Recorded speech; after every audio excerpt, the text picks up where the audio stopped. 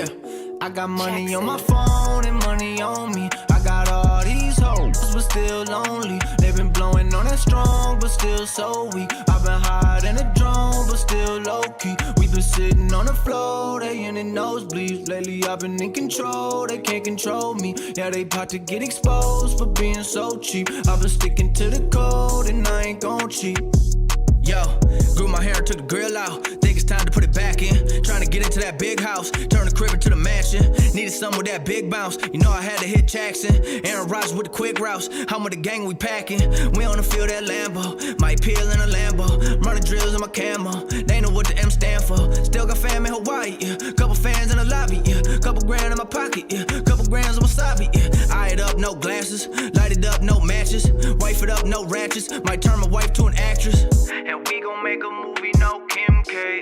Give a fuck about what your friends say. I got money on my phone and money on me. I got all these hoes, but still lonely. They been blowing on that strong, but still so weak. I've been high in a drone, but still low-key. We been sitting on the floor, they in the nosebleeds. Lately I've been in control, they can't control me. Yeah, they about to get exposed for being so cheap. I've been sticking to the code and I ain't gon' cheat. I'm just sticking to the code, I keep it so G. She asked me what I smoke, I'm smoking OG. I don't fuck with too many, only catch me 4 deep. Gotta stay away from snakes, swear these people so creep. I've been grinding for a minute, many labels so sleep. These rappers drop a song, be hot for about a week. I put Gucci on my toes, I keep some cold feet. I ain't paying for no hoe, you niggas know me. I'm about to body the beat. I keep me a hottie with me. She wanna for a fee. Give me that for free. Keep me some money on me. Smoking the gas, keep. You with me, sheesh. But need OG keep. I got money on my phone and money on me. I got all these hoes, but still lonely. They been blowing on that strong, but still so weak. I've been high in a drone, but still low-key. We been sitting on the floor, they in the nosebleeds. Lately I've been in control, they can't control me. Yeah, they about to get exposed for being so cheap. I've been sticking to the code and I ain't gon' cheat.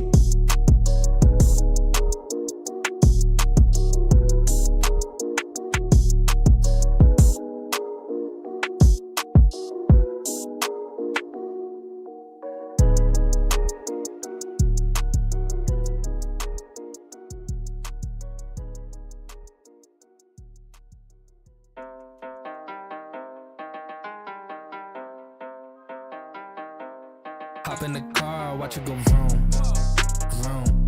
I told her mom that I blow soon, soon. Knew as a child back in the womb. Oh, told her step back, I need my broom, vroom. Hop in the car, watch it go vroom. I'm in a whip, so I gotta zoom. They tryna talk, they not in the room. I've been so real, I'm dead to the tomb. They in the way, they gotta move. I gotta gas, they running on fumes. Told them way back, it's something new. It's me and Dan, you gotta choose. I'm taking what's mine, I'm doing fine. Don't see the vision, they looking so blind. I hit my lawyer, I don't got the time. Crossing my T's and he dotting those eyes. Don't take offense if I do not oblige. I can't belabor like none of these guys. They hit me once and I'm cutting the ties. I was so low, but I'm back on the rise, it's real.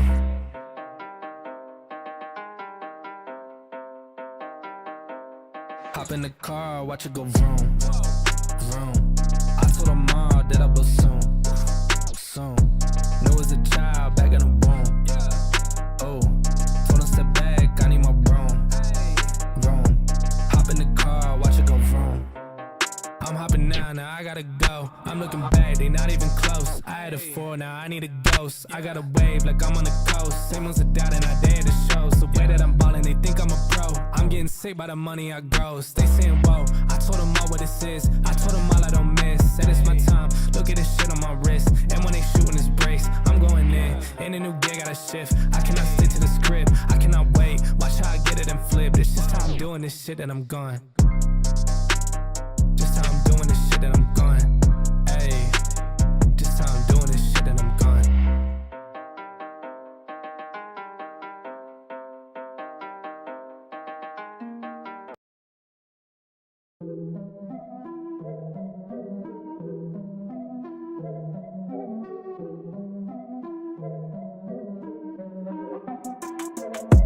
Here we go, at the top of the class on a roll. And it's time to run it up, yeah you know. Maxed out, put the pedal to the floor. Ayy, on the road. go. Yeah, we winning by a landslide. Never see me coming, I'm a landmine. Yeah, I ain't taking orders in command like. Yeah, you about to see me on demand like. You know on demand. If you ain't know, you about to understand. Yeah, I got the team by my side, right hand. Yeah, take it to a string, you ain't seen it like that. Yeah, and it's the dream, man, we coming for the bag. Yeah, and we ain't never going back now. Future expedited, now we on the fast track now. They won't lend a hand, now they see us on the map now. It's time to act out. Here we go, at the top of the class on a roll. And it's time to run it up, yeah, you know. Maxed out, put the pedal to the floor. Hey, on the road, here we go, yeah. At the top of the class on a roll. Hey, and it's time to run it up, yeah, you know. Yeah, maxed out, put the pedal to the floor. Yeah, on the road, here we go, here we go.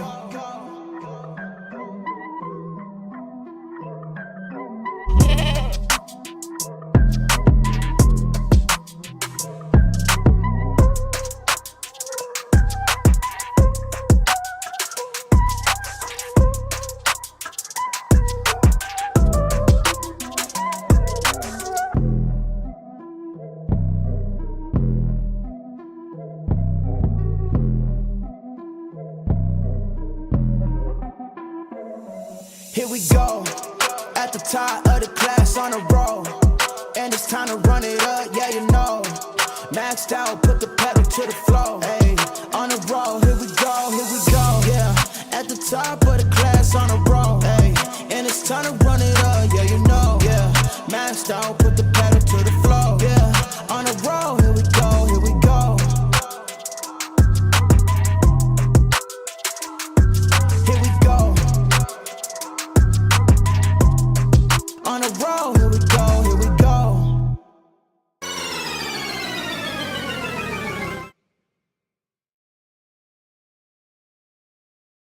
What is going on, everybody? Welcome back to the Frankie Candles live stream, urgent emergency live stream as Bitcoin gets the dump to the downside here, pushing into the weekly MPOC. I was actually going to talk about this being the next key level, but it did just get tapped, or maybe just slightly front ran. Weekly MPOC sitting at $109,000, guys. Oh, man. What is next for Bitcoin? Is it the bear market? Is it all over? Is alt season canceled? Is it a liquidity sweep? I'm going to try to explain it all in today's live stream. Apparently there was news. Is there war news? I did not see that. Great global reset. Shout out to TX. Yeah, potentially. But yeah, please call Satoshi. Shout out to Adam. Thank you guys for tuning in. I appreciate every single one of you guys for tuning into our random emergency midday live stream. Let me go ahead and turn my phone off here. But yeah, guys, getting the big dump to the downside. And if you tuned in to last night's live stream, you will know that although I did have the bigger target at 115K, the overall sentiment here, guys, was lower highs and lower lows. And we did put that lower high in, getting stuck on our anchored VWAP, so I'll go over that. And we are coming down to our next key level of support. Trying to break through it right now, but we'll see if we can hold it, and I'll break down everything that I'm looking at next. I am still holding my short from the top, which is nice. Took a break even on one of the longs yesterday. The new long position I took a break even stop loss, and then stopped out of the other long for a pretty large amount of profit. And now the short continues to pay us out. So I'll show the trade as well.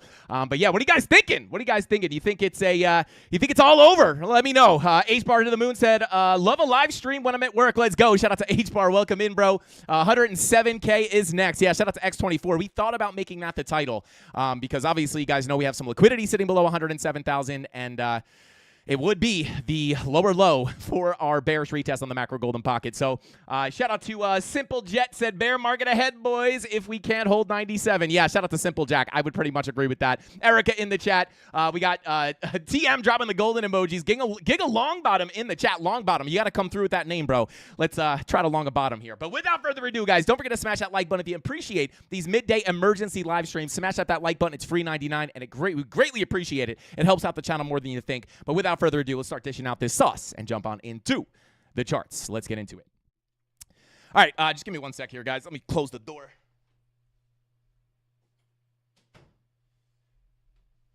All right, are we going to zero, guys? Look at the dump to the downside. Now, obviously, yesterday, if you guys watched the live stream, you will know we were getting we looked for 2 days ago, we looked for the last little drop to the downside to take a little long position here for a potential push up. Number one, targeting the value area high. Number two, targeting $115,000. But we couldn't make it up to that $115,000 level. Kind of annoying because I did snipe the almost absolute bottom here on those long positions we were showing last night. And then one of them stopped out at break even. One of them stopped out in profit. I am still holding my short from up here at about $117,000. Yeah, I think it's at about $117,000. So that is continuing to pay us out. I think I have it open here. Where's it at? Bada boom. Yeah, up 3,300 on the short. I'm just going to keep trailing this down just to kind of show you guys where that position is.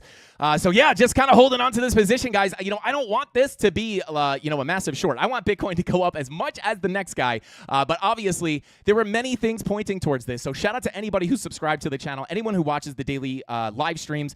I mean, not super unpredictable here, guys. Obviously, I would have preferred to see this larger level of resistance taken if we did make it up there. Obviously, I was going to look to maybe compound my short position or take some new shorts because our overall anticipation here, guys, was to see a lower high put in on our macro golden pocket. And if you don't watch the daily live streams, maybe you caught the market update that we made as we rejected this level and as we were approaching it, letting everybody know before FOMC that this was a big major level of resistance that we had to keep an eye on. Why? And I know I sound crazy, guys. I know the TA sounds crazy until you see it play out like this, right?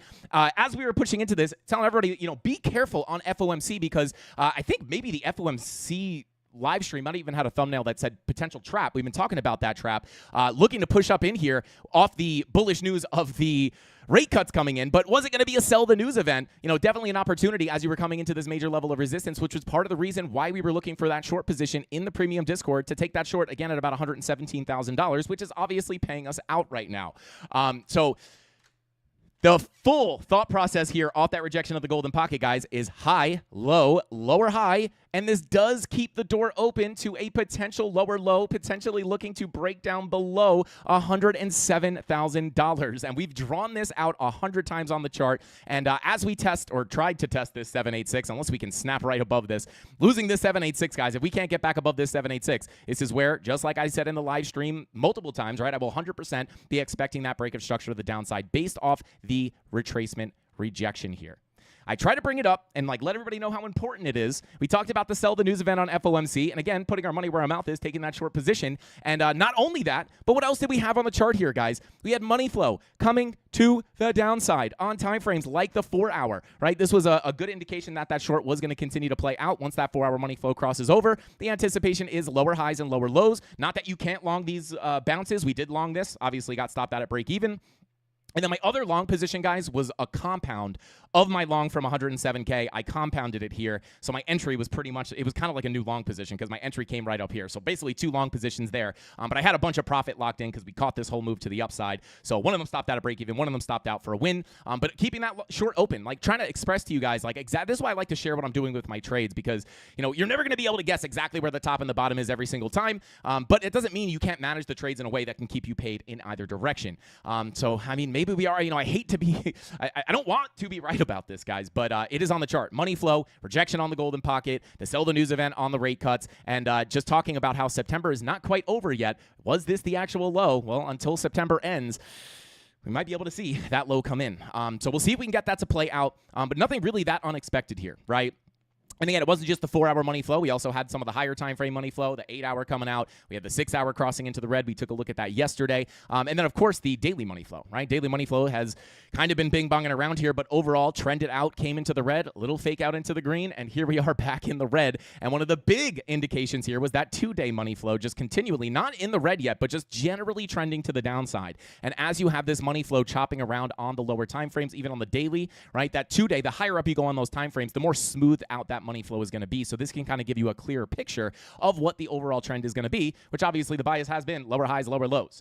And even the rejection that we got here, you might be saying to yourself, well, we had this key level of resistance up here. We didn't tap it and we continue down. What did we reject? Well, if you guys were watching the live stream last night, you will know where we at. We had this anchored VWAP coming up. That was an important level to get above. And, we had local Fibonacci retracements here that we could have attempted to hold last night, but we didn't, obviously, right? We came down, tried to hold that 786, and then at that point, right, you lose this golden pocket. Next place for price to likely go is down towards that 786 value area low daily. So this is our next key level of support, guys. Right now, we're playing around with this weekly naked point of control. If we can't get back above here, guys, if we can't kind of consolidate, build out some structure here, get a reclaim of this value area low and continue up. I mean, my bias here still would be lower highs and lower lows based off higher time frame money flow. But if we can't get above that 786, this is the line in the sand, guys. $109,500 is going to be that line in the sand to expect the break of 107K, right? And again, TA, although it's like, you don't want to believe it, right? You don't want it to be, I didn't want this to play out, but the TA was 100% pointing towards this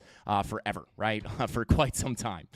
So let me jump into the chat real quick, see what you guys are thinking. Let me know what you guys are thinking. Is the bull market over? I'll get into that a little bit. Obviously, guys, with the long-term like bull market predictions, like, even moves like this, it's still a little bit difficult to call if the top is in. But as I've been saying, right, it is not impossible that the top is in at 125K. We just have to kind of wait to see what the play out is going to be here. This is a super, super complicated kind of structure, right? We have the range, we got the breakdown, we came back into the range, back out. And again, holding this 107K level is going to be a gigantic level of support, right? So there's no real guarantee that the top is in here because you have to keep in mind the macroeconomics. This might be a really wonky ride into new all-time highs, but I will never be someone sitting here saying that, bull market forever, guaranteed we're going into all-time highs. I never say that. You'll never catch me saying that. I'll give somebody $1,000 if they can find a clip of me legitimately in a non-joking way, guaranteeing that a top is in or a bottom is in. It's as a trader, right? You always have to look at the bearish and bullish case, weigh the options, and always go with the higher probability outcome. Sometimes you're going to be wrong. That's just the fact of the matter.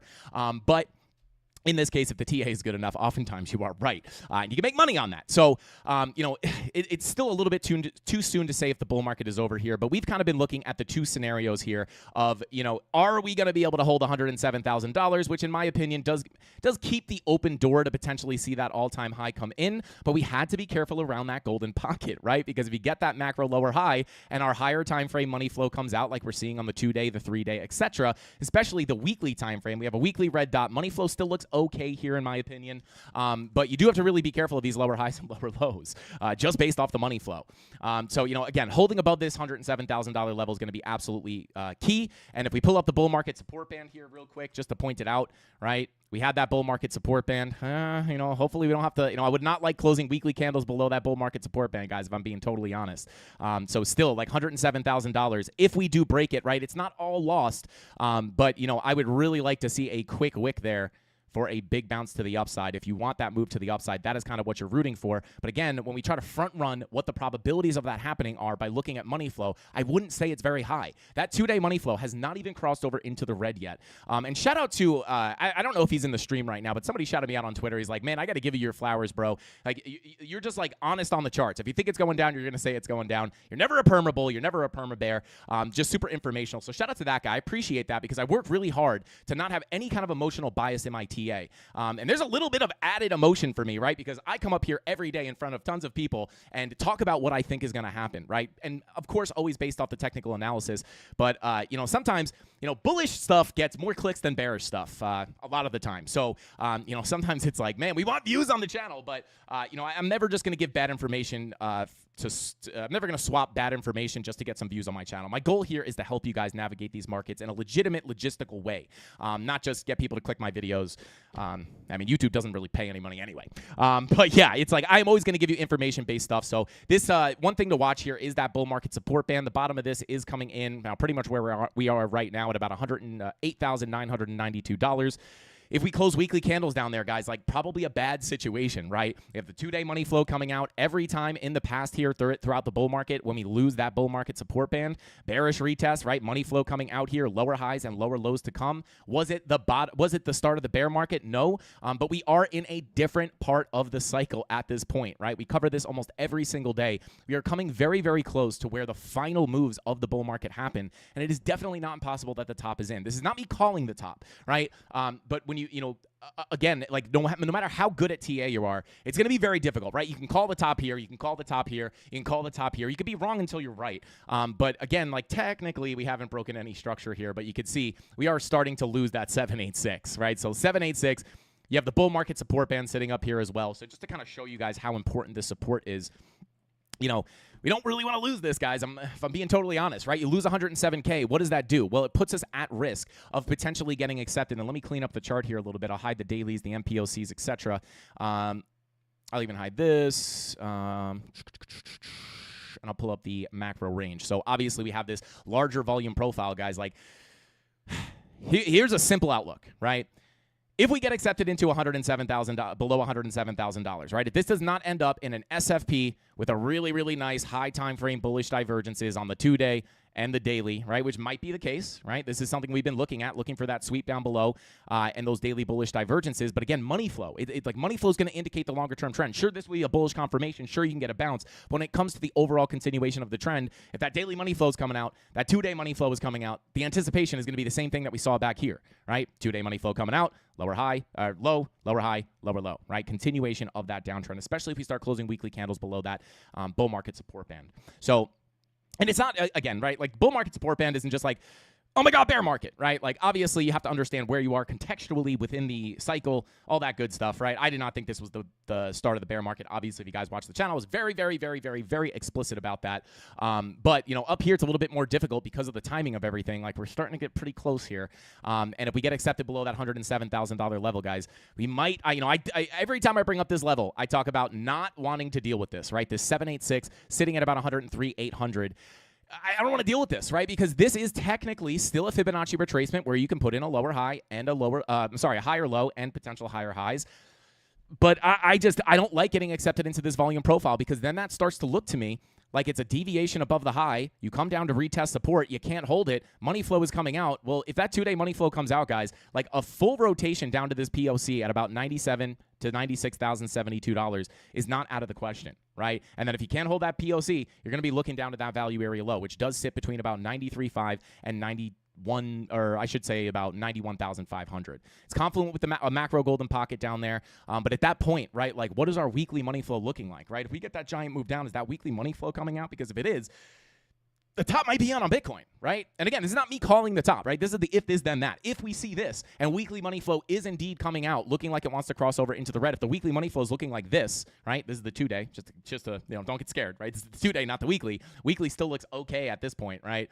But just to show the weekly, right? It's still coming out, right? But it's not aggressive yet. But if this is an early warning sign of what's to come on the weekly, and we see that weekly money flow looking like this when we get down here, well, what is my anticipation at that point, right? Well, it's going to be lower highs and lower lows. Where are we going to be looking? I'm going to be looking at the POC and potentially the Fibonacci retracements, which I can't really pull right now because we don't have the price action. But assuming you get that drop down to the value area low, if we just estimate that, right, pull from the high all the way to the low here, right, you might be coming in for macro retracements for lower highs to dump into the bear market. But we don't have those signs on weekly money flow yet. We're very far away from being at this value area low. But when we try to front run things on money flow like we did last night, indicating a potential break of 107K, you could see how this stuff plays out. So, and we could look at other Fibonacci retracements as well. It's not just going to be that full retracement. You could pull from this high to the low, right? Value area high would obviously be key resistance. So, you know, we lose 107K, we can't get back above, guys. 786 is the last chance to bounce. But even then, right, money flow coming out, you could bounce, get stuck under the value area high, maybe even play around with it. But you get stuck in here, guys.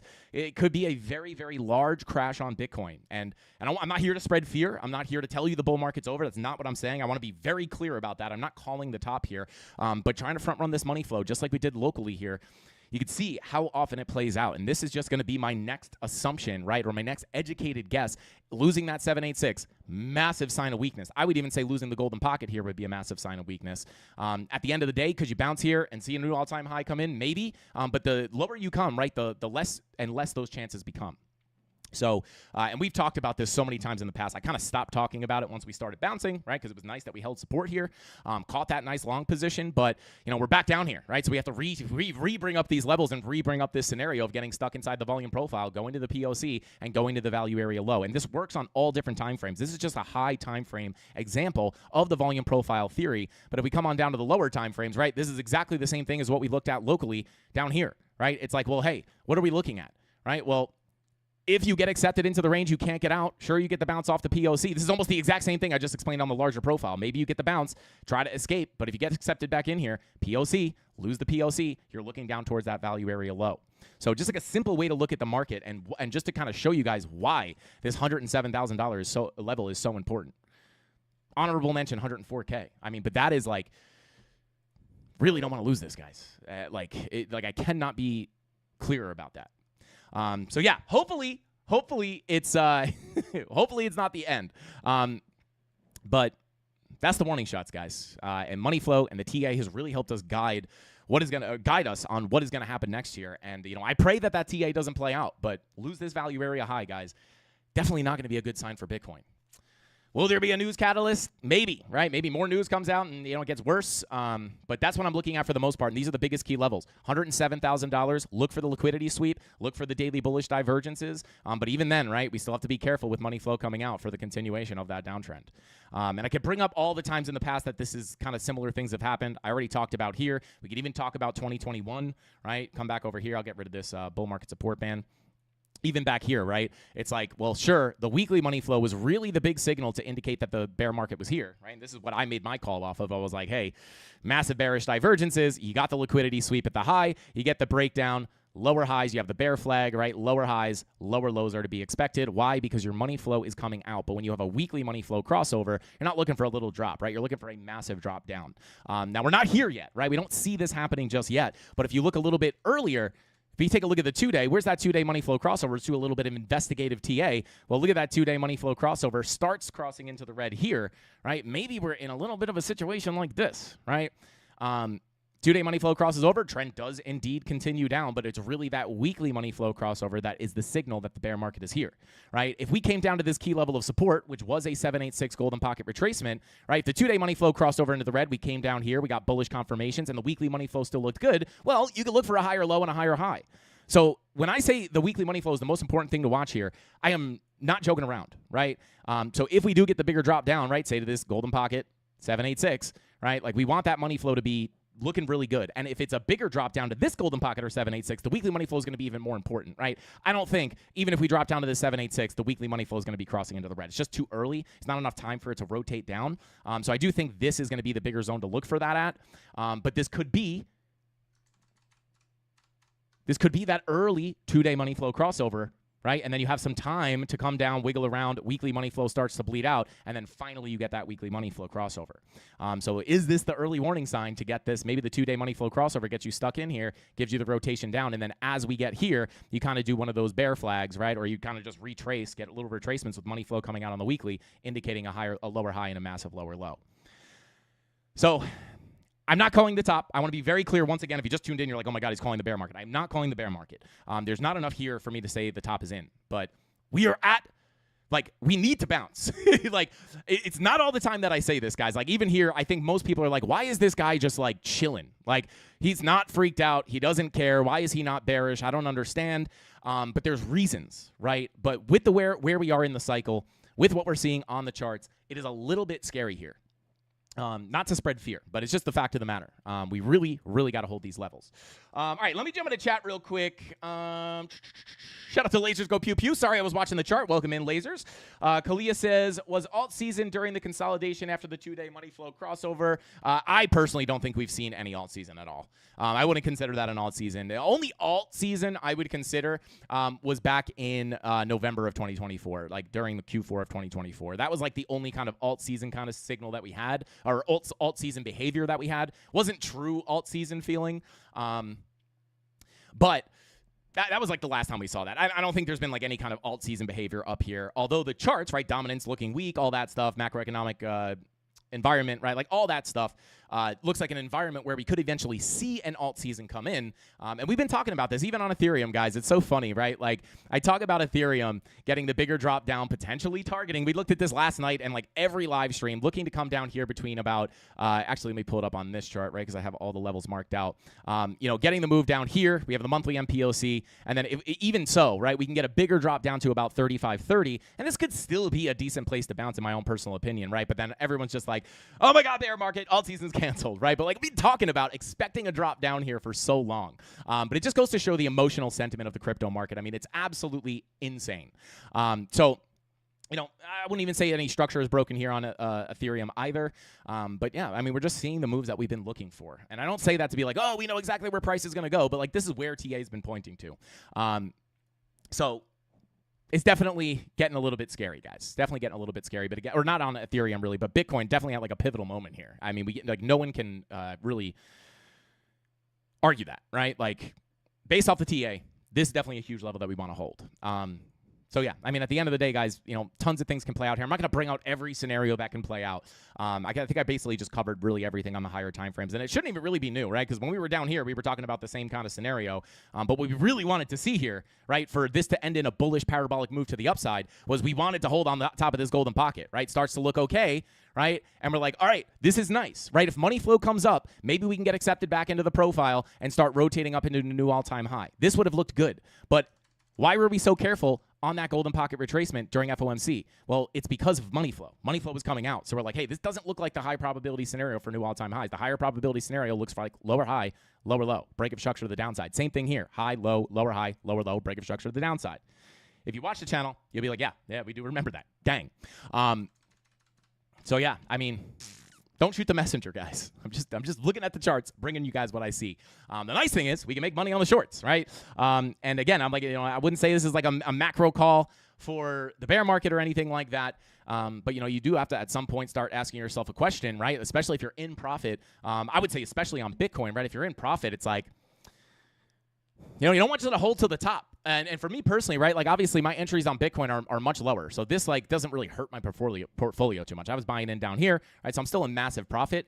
But I would be lying if one big thing I like to do here, guys, is just be like totally transparent with you guys. I'm not a financial advisor. I can't tell you. I know tons of people. I don't know, but I can assume probably tons of people are asking, should I sell my alt? Should I sell my Bitcoin? Oh my God, I'm not a financial advisor. I can't tell you when to buy or sell. I make my decisions based off the chart, and what I can do is share with you what I'm doing. But I would be lying. I have not taken any profits here just yet. But I would be lying, guys, if I haven't thought about a couple of times, like, I hold a lot of Bitcoin. I hold a lot of Ethereum.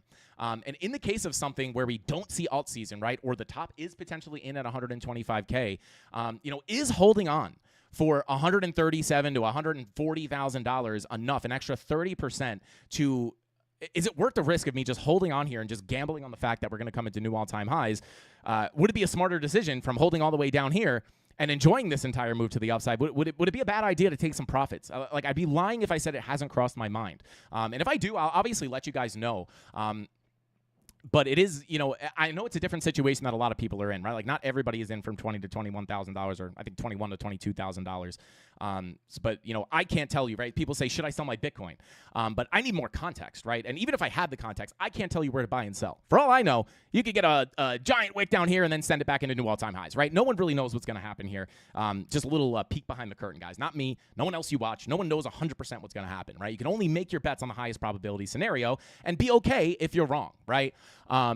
So, when someone says, should I sell my Bitcoin? Should I sell my altcoins? It's like, I don't know, dude. Like, where'd you buy, right? Like, if you bought up here, like, it's going to be different information that I give you if you buy up here, or you buy up here, or you buy up here, or you bought down here. Like, it's all going to be different, right? Everyone has a different plan. Everybody has a different entry point. Everybody has a different long-term idea of what they want to do, how much they want to make. And hopefully you do have a plan, right? If you don't have a plan, you got to reassess your investment strategy, right? If you're just buying crypto, hoping to hit it big to hopefully just catch a god pump out of nowhere with no goal of where you're taking profits or, where you want to take partials or anything like that, like you need to have a plan.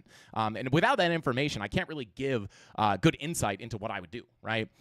So all I can do is really share with you guys what I'm doing. And I'll say from holding down here, it has crossed my mind a few times, even before this dump, of potentially taking some profits off the table, because my macro targets for Bitcoin, right? You guys all know these, right? You just pull from the high to the low, take a look at those Fibonacci extensions, right? I'll take the 1618 off because I was not looking at this, or I'm sorry, the 1236. This was the first major target for the bull market, right? For me, we've looked at this, over a year ago, right? We've been saying like, hey, over 2 years ago, right? All the way down here, we were talking about like, hey, this would be the first major target for Bitcoin, in my opinion, right? We came up, we got stuck in here, right? We get the pullback. So, is it worth it for me to risk holding from $21,000 to $22,000 for another push up into our next Fibonacci retracement of about 35%?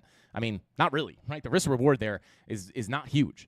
So just a little bit of insight into my thought process. Like, my fingers are getting itchy up here, guys. I'm not going to lie. And again, that's not to spread fear. It's not to tell you that you should be selling. Again, I have not sold. But, I'm going to let things play out here and see what we got. But I have plenty of room. Not that I would want to hold it all the way down here, but, there's plenty of room. This dump is not going to hurt me, right? It's like, at the end of the day, from the macro golden pocket to where we are right now, it's a 7% dump, right? Like, it's not going to change my portfolio that much. But, yeah, next target to the upside would be between 130, 135 to 150K. I mean, like, is it really worth it, right? And you can use that information and, like, maybe you entered here, right? You can just kind of do that math. Like, it's like, well, hey, if we're going to break out and maybe the top comes in here, like, is it worth it for me to buy here and hold for that extra gain? Or should I just take, you know, the 2X that I got?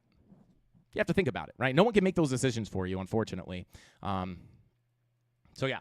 Let's see.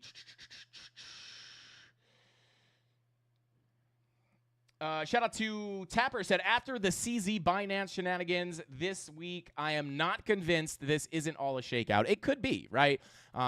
Again, right? Like, I try to be very clear. I'm a trader, right? So I think a lot of people, at the end of the day, guys, right, like, my long-term bags, I have a long-term mindset on them, right? I'm a trader. We're always looking bearish, bullish, bulls, because we're longing and shorting, like, I mean, even on the 7% move, right? Like, I didn't short here thinking it was the top of the bull market, right?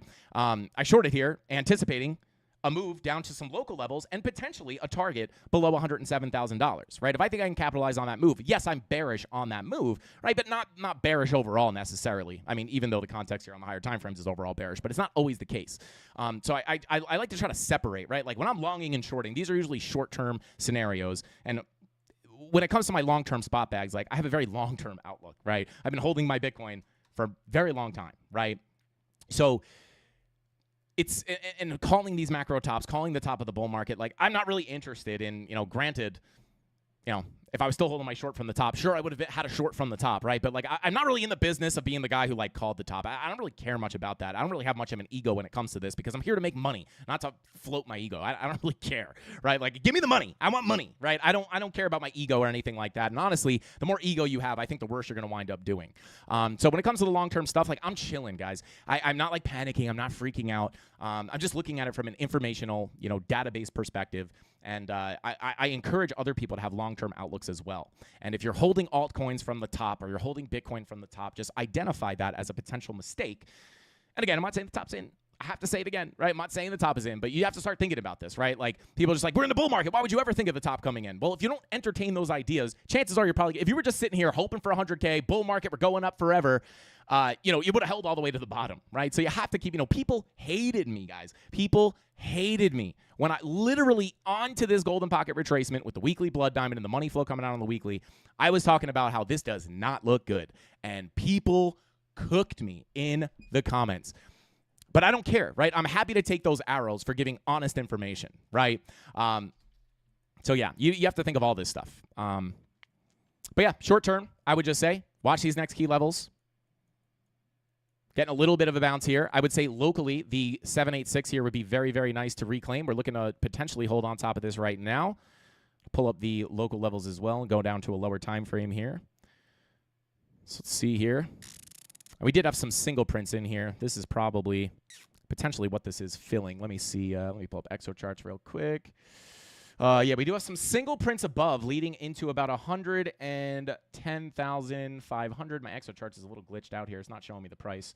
Yeah, about 110,500. Pretty much right up to here, 110,595, I guess it is. So might be able to see that fill pretty quickly, but yeah, I mean, reclaiming the 786 and more importantly, getting above this value area low, you know, that would open the door to come back up. But even then, right, like high time frame money flow, maybe the daily green dot prints, you can get a retracement. But I would even say, guys, even a bounce from here is still not really looking that good. Like, if you get the bounce here, you flip the POC, come up to the value area high and lower low is still in the cards. You need this money flow to crack back into the green in a huge way, right? 12-hour money flow coming back out, 10-hour money flow back in the red, 8-hour money flow crossing into the red. I mean, yeah, you got your weekly red dot printing as well. That 10-hour money flow crossover into the red with your weekly red dot printing is also a bearish market cipher B116 strategy.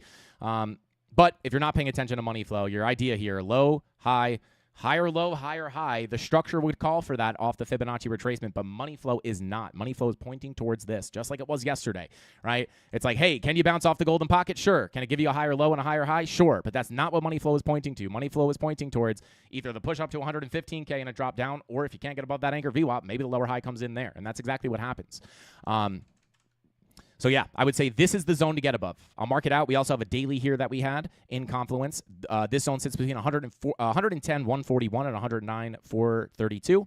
So your goal here, if you want to push up in some way, even for a retracement, you got to get above this value area low at 110, 110, 141, right? And then you can look up towards the POC. Maybe you could fill the value area low or fill up into the value area high. But again, I mean, I would just say this, right? If you look at this as a clean chart, liquidity below this low, right? Liquidity below all these lows, but most importantly below this low. So it might get the bounces, you might get the retracements, all that, but like I would not be surprised if you come sweep that liquidity out at 107K. The prayer there is that you come down, sweep the liquidity, and then get the massive bounce. But just to give you guys a little bit of a look into the crystal ball, money flow is not pointing towards that right now. Doesn't mean you can't go back up, but money flow is definitely pointing more towards something like that. Warning shots fired. Hopefully we can come up here tomorrow and say things are changed. Oh my God, guys, money flow is coming back up. Woohoo, that was close, right? Hopefully we can say that. But right now, not looking good, bruv. So we'll see if we can fill these single prints up to this wick here at about 110,906. I'll come back into chat real quick. Shout out to Priochi. Thank you for the super chat. Quick look at Solana. Yes, we'll take a look at some of the altcoins as well, guys. No problemo. Say it with me, Mafia. Lower highs and lower lows. Shout out to Panda the Prophet. And I always say this with the same cadence, guys, so you can hear it repeating in your mind like a song. What is money flow calling for here, guys? Lackluster pumps for lower highs and lower lows, right? I always say it in that manner so you guys can kind of get it stuck in your head. So, yeah, we'll see. Nice little attempt at a reclaim here on the 786. We'll see what happens. We'll see what happens here. All right, let's see. And again, right, having the overall outlook kind of gets the emotion out of your head, right? Like some people might see this like, oh, my God, it's bouncing. Oh, this is the reversal, right? Maybe, but the higher, like, this will take a lot of the emotion off the chart, right? Like, if you're afraid, like, oh my God, I'm going to miss the bottom. I'm not saying you can't catch the reversal here and potentially come into new all-time highs. But again, even if we got this, if I miss a long position down here, I'm not tripping, right? Because my overall bias is lower highs and lower lows. I will be happy to miss that move, look for the short, and then just continue to ride the trend to the downside. It's like yesterday, right? It's not that you can't take that trade. Let's just assume you get the bounce here, right? And again, this is an area where I would, hope for some kind of bounce, right? It's definitely a technical level. But, let's say you get the bounce here, right? Like, I would personally be looking for lower high, lower low, right? So you could either scout this move from the bottom into the retracement levels. Also be careful around that POC. But overall, right, I would not be super concerned that you're missing the bottom here, right? You have the liquidity sitting down here. You got the money flow coming out. More things are pointing down than they are pointing up. So again, you would have to pray for like some kind of just complete fake out to the upside, which I would hope for as well. Malware bites. If you bother me one more time, I'm calling corporate. I'm going to go full Ken on you. All right. But this is, so yeah, it's like, I would recommend not getting super panicky or emotional over bounces or dumps here. So yeah, let me take a quick look at Solana. We already took a little look at Ethereum. We'll check in on Ethereum as well, right? What did we talk about Ethereum?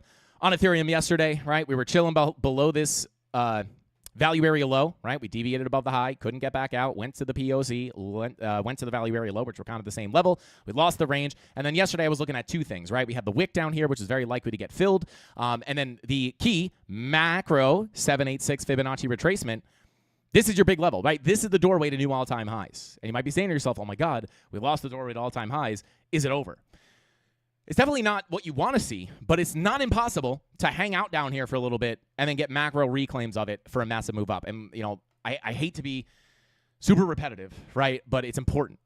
When we look at this on Bitcoin, I still have the lines drawn, right? You get above the 786, you bounce, you lose it, you retest the macro value area high, which is sitting right here on the golden pocket, right? Just to kind of show you where that's coming from. 2021 value area high. There's the macro retest on the value area high. So you get above it. It's like, oh, my God, all-time highs. We technically did hit one there, right? But you bounce, you lose it. You tap that value area high. You reclaim, you send it to new all-time highs. So it doesn't mean, right? Like, think about how scary this was. If you guys were here during this time, I got a lot of questions of if this was the bear market, where I very confidently answered, I don't think so. It's different up here because of where we are in the cycle. But it is possible to lose that 786 and come up, just to show you guys that, it's not the worst thing in the world. It's definitely not good, but it's not the worst thing in the world, right? We drew it out yesterday. Lose the macro 786. Well, maybe literally the same exact thing. You get above the 786, you bounce, you lose it. Maybe you come down, tap this value area high, reclaim new all-time highs. I would say this is the bullish case, right? All I can do is show the bullish case and the bearish case and then kind of let you know which way I'd be leaning. And with the way money flow looks like on the weekly right now, it's a very difficult call to make, but the weekly money flow is still in the green here. So you can still look for macro higher lows and higher highs. But that daily money flow crossing into the red that we looked at last night could give you that dump to the downside to hit these key levels. Now, if we start getting accepted under here, we'll cross that bridge when we get there. But this is the next biggest level of support, and it really does. The one I'm looking at is sitting between 3,600 and 3,530. Start breaking down below that. We have some other levels we can look at. We'll reassess the situation when we get there. If we start seeing weekly money flow cross over into the red as we come down to these levels, well, maybe it's not looking that good. But keep in mind, the weekly money flow on Ethereum moves around a lot more than on Bitcoin. When I talk about the money flow crossovers on the weekly indicating the bear market, I am always talking about Bitcoin. Ethereum, right? You can see here on Ethereum was in the red here during the bull market, right? Or no, that's a 2-day. Hang on. Come on. There we go. Excuse me. There we go, right? Money flow crosses into the green. We cross into the red. Was that the bear market? No. You wind up seeing a new all-time high. So Ethereum does oscillate a little bit more on the money flow on the weekly. So just be aware of that. But it definitely wouldn't be a good sign if you saw that money flow crossover into the red. But just to show, right? Like that daily money flow crossover can give you the continuation down. We just hit the monthly MPOC. Hopefully we can hold here. If not, I'm not going to be super shocked if we have to come down to about 35.30 to retest that value area high, just like Bitcoin did, right?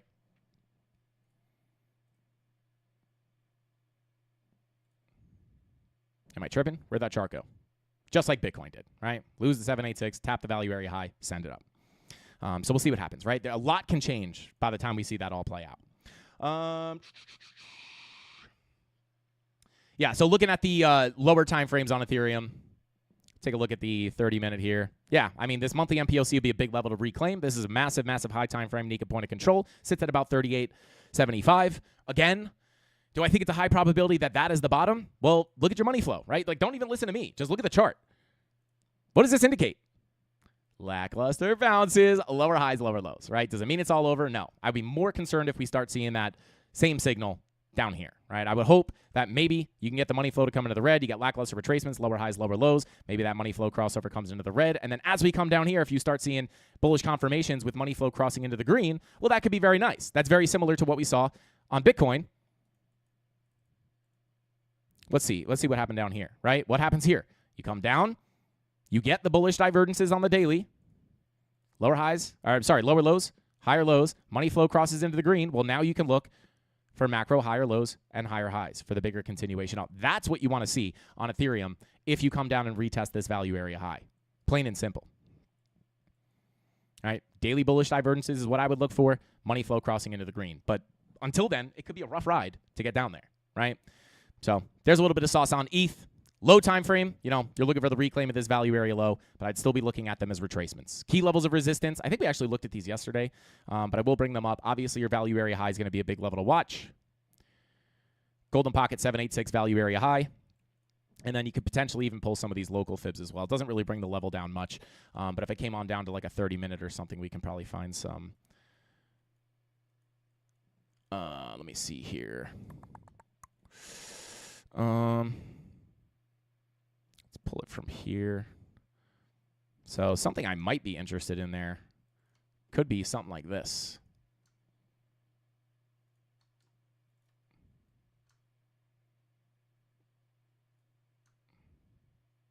Right? Could have some liquidity sitting up here.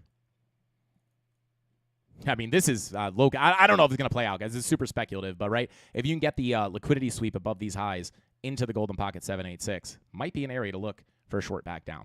I'll just leave that there. Little freebie for the Mafia here on the YouTube live stream. So yeah, those would be probably the two biggest Fibonacci retracements I would want to look at. Let me just make sure I got that. I don't think I caught the high here. It's right. Whoops. Right here. So these would be the two areas to look at. Biggest level, golden pocket, value area high 786. This sits between about 43.96 and 45.75. And then your golden pocket 786 more locally above these equal highs or relative equal highs, sitting at 42.47 up to about 43.60. So again, money flow on the daily definitely points towards something more like this. If you get a massive bounce from the monthly naked point of control and reclaim the value area. You could just treat it as a volume profile, to be quite honest. Doesn't mean you can't long into it, right? Long at the low, short at the high, right? This would have played out if you traded the volume profiles here on ETH. Beautiful playouts, right? But deviate above the high, back in, POC, value area low, right? So, yeah, I mean, you could potentially trade that as a range. I'm personally not going to be doing that. I've traded Bitcoin for the most part. But if you do, and you could reject earlier, kind of like Bitcoin yesterday, kind of got the aggressive lower high. So POC right here. Is this the POC? Hang on. I think it is. Yeah. So this POC here, obviously massive, massive, massive level of resistance. You can see this is pretty much, right? Not only is this the POC, this is also your 786, right? Point of control of the range, also your macro 786. Pulled from the high to the low. You can see this like almost perfectly confluent. So massive resistance, massive resistance, massive resistance. On the way back down, right? Whether we come down here, that could be a massive level to look at as well. And that does sit at around $4,080. If you get above it, I would look at those retracement levels. So there you go. That's what I'd be looking at on Ethereum. Let's jump into Solana real quick. Wow, look at that. Somebody clipped the live stream from last night. Good Lord. Good Lord. Obviously, guys, talking yesterday in multiple live streams before. I never say this to brag, guys. I say this to try to show you guys that the TA plays out more than it doesn't. It's not going to do with me. I teach you how to do this on your own for free every single day on this live stream. Push into the value area high, deviation above to tap the macro 786. This is a major Fibonacci retracement. You're deviated above the highs. This is where you want to look for shorts. I did not personally take a short here on Solana, but we talked about this as we were approaching this high here. 4-hour bearish divergences, you get a push back into the range. You get one more stab at the highs. You get more high time frame bearish divergences. You get not a daily bear div, but you did get it here on the 16-hour. Higher highs, lower highs, sweep of liquidity. Get back into the range. POC is next. This is why I was not interested in the bounces here on the local Fibonacci retracements. You could scalp it, but overall, with your money flow coming out on higher time frames, lower highs and lower lows are to be expected. The next target was right here. And then yesterday, as we were playing around with the 786, talked about money flow as well. You're below the POC. If we can't get back above that POC, I am anticipating the value area low of the range, where you have confluence on the golden pocket as well. Where are we sitting? Right? This would also give you the full fill of your volume profile. Not necessarily an area where I'd be super, super concerned, right? You're still kind of holding your higher lows and higher highs. Stay above here, right? You might be able to get back up into the POC, but again, look at your high time frame money flow, 16-hour coming out. Daily starting to come out here, right? So lower highs and lower lows could still be in the cards. But here we are with the full fill of the volume profile. These things will change your life. Break above the low, POC is next. If you stay inside the range, you're looking to flip the POC and go up to the value area high. Once you deviate above the high, especially with the bearish confirmations, you're looking for a rejection back into the range. If you can't break out, you're looking for the POC. If you can't hold the POC, you're looking towards the value area low. Full fill, full fill. So definitely not a place where I would take a short. I'll tell you that, right? Even though you could say my sentiment overall is bearish with money flow, this is not a place to enter a short trade, right? If I were to look at enter a short here, what would this look like, right? Well, I would enter here. Where's my stop loss going to go? It's got to go like maybe above these highs, if not above these highs. Terrible, terrible risk to reward, right? Because you have support down here. So it's like you don't want to risk more than you're willing to get, than you're able to gain. So not a place I would enter a short. I would have to wait for some kind of a retracement. Not that I'm particularly interested in trading Solana, but you know, I'd have to wait for retracements either into the POC. And now that this is broken, I could take this off the chart, pull from the high to the low. Your full Fibonacci retracement sits at about 230.55, up to the 786 at 240.56. Come on down to a little bit of a lower time frame. We could start pulling the lower highs. This would be the first. POC is going to be big resistance here. So kind of the same support level, looking for it to potentially be support. And if you flip it, right, or come down, flip it to resistance, right? So this sits between 212 and 217. This would be a big level. If you get on top of this, you can look to push up towards the value area high, which would run you directly into your bigger Fibonacci retracements, right?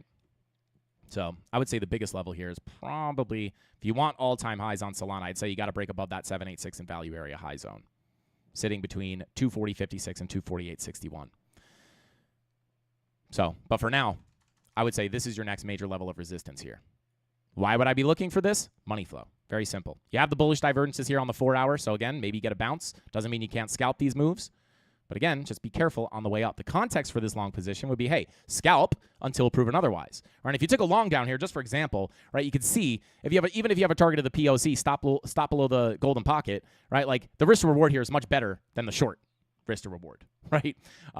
So I would view that probably as a scalp until proven otherwise. If you flip the POC, well, then you can start targeting those bigger Fibonacci levels up here, right? And with the potential final target of the value area high and potentially all-time highs. But this would have to start as more of a scalp position in case you get stuck on that POC and get the projection. So there you go. All right, let's see. Shout out to Dutch. He says the alt season is a myth, just like the Loch Ness Monster. I agree. At least this cycle, it has definitely been a myth. I'm way behind in chat. Hang on one sec. XRP is holding good. Let's take a quick look at XRP. Yikes. All right. So, yeah, man. I do hold a lot of XRP. I've been holding XRP for a very long time. Honestly, Bitcoin, XRP, and Ethereum are the three coins that I've been my fingers have been getting itchy on, right? I've been holding them for a long time. My entries are much, much lower. They're my bags that I am the most in profit in right now.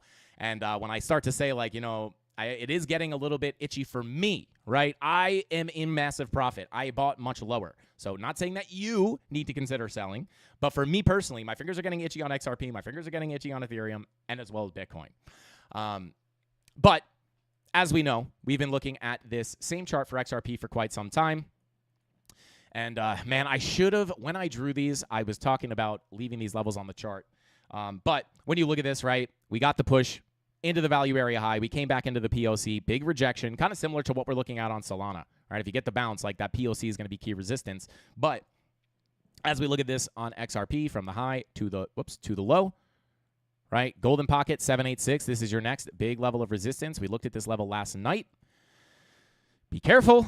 Lower high, potential lower low incoming, right? And we're also attempting to lose this 786. If you wanted a higher low and a higher high on XRP, I'm not saying you can't still do it, right? But you would really want this to be, when you look at this fib, it's pulled from the low to the high. You want low, high, higher low either on the golden pocket, which didn't hold. Then you're looking at the 786. You're hoping for the higher low to come in here for a massive move back into the range and then new highs. Right? Meaning breaking this structure, the structure here at about 318. We didn't get that, right? We got the push up, lower high, potential lower low incoming, and you're losing that 786. If you can't reclaim the 786, guys, I'm going to be looking down towards 250 to 260.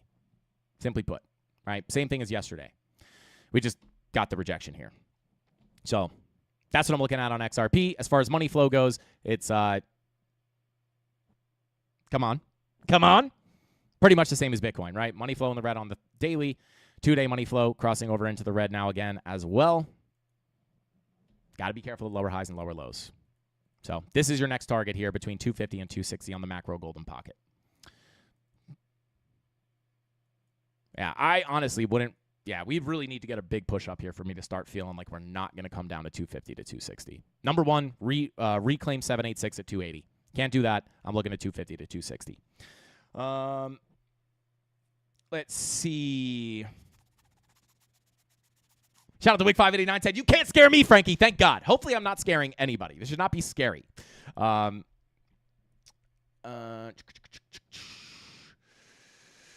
out to Mikey said, so you're rich off XRP. Shout out to Mikey. I am in a good amount of profit on XRP. I will say that, right? And again, this is why oftentimes, right, buying low and selling high and having patience, it's like this dump doesn't really hurt my portfolio that much, right? Like I'm really off all-time highs, right? Down 25% off all-time highs. I'm not down 25% on the bag, right? So, yeah, I would say I'm in good profit there. So there you go. I mean, at the end of the day, guys, it's not going to – yeah, I don't know. My finger's getting itchy here. I'll be honest. Let's see. Shout out to Pennywise, everybody's favorite friendly clown, says, gotta go earn more powder for the dips. Let's go. Catch y'all later. Shout out to Pennywise. Thank you for being here, brother. You scared me, Frankie. Shout out to Slim Shift Media. Don't be scared. Again, I am not calling the top. I am not saying the top is in. I'm just saying, expressing to you guys my feelings on this market based off the analysis. And again, right, my plan, my emotions, right, or my feeling of like where I might want to take some profit is going to be different than someone who bought at a different price, right? I know a lot of people, I have a lot of family that bought into XRP right here, right? I tried to tell them. I'm not saying it can't go higher. I'm just saying this is not the best place to buy. Just like on Solana, I would say this isn't the best place to short. I'm not saying you can't just dump from here. I'm just saying it's not a great place. Like the risk to reward there is not great for a short, right? It's like the same thing on XRP, right? I try to tell people, again, actually it was, right here. Q4, right, in 2025 or 2024, and then even into 2025. Actually, I would say those people probably bought in right here. So it's like I try to tell them, like, just wait, man. Or maybe it was this high. I'm not 100% sure, but it's like, you look at this move that you missed, right? A lot of people see this and they think, oh, I should sell my other alts that aren't moving and buy this. And it's like, well, if you're buying after the move happened, right, you already missed the move. And it's crazy. The psychology, guys, of money is insane because it's like, as much as I try to warn people, like, wait for a pullback, right? Or like at this point, right, it's just like you missed the move. And they're like, yeah, no, it makes sense. No, totally. Like that would be stupid. Why would I buy high? And like, why don't I just wait for a dip and buy low?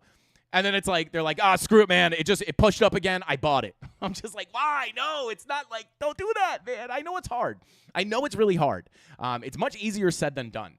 But it is definitely, I mean, if you've been in this market long enough, waiting for the dips is always going to be better. Ando and Sui, shout out to Vikas. I'll try to take a look at Ando and Sui for you, no problemo. I'm sure other people want to see that as well. Let's see. Shorts look like they're almost cooked.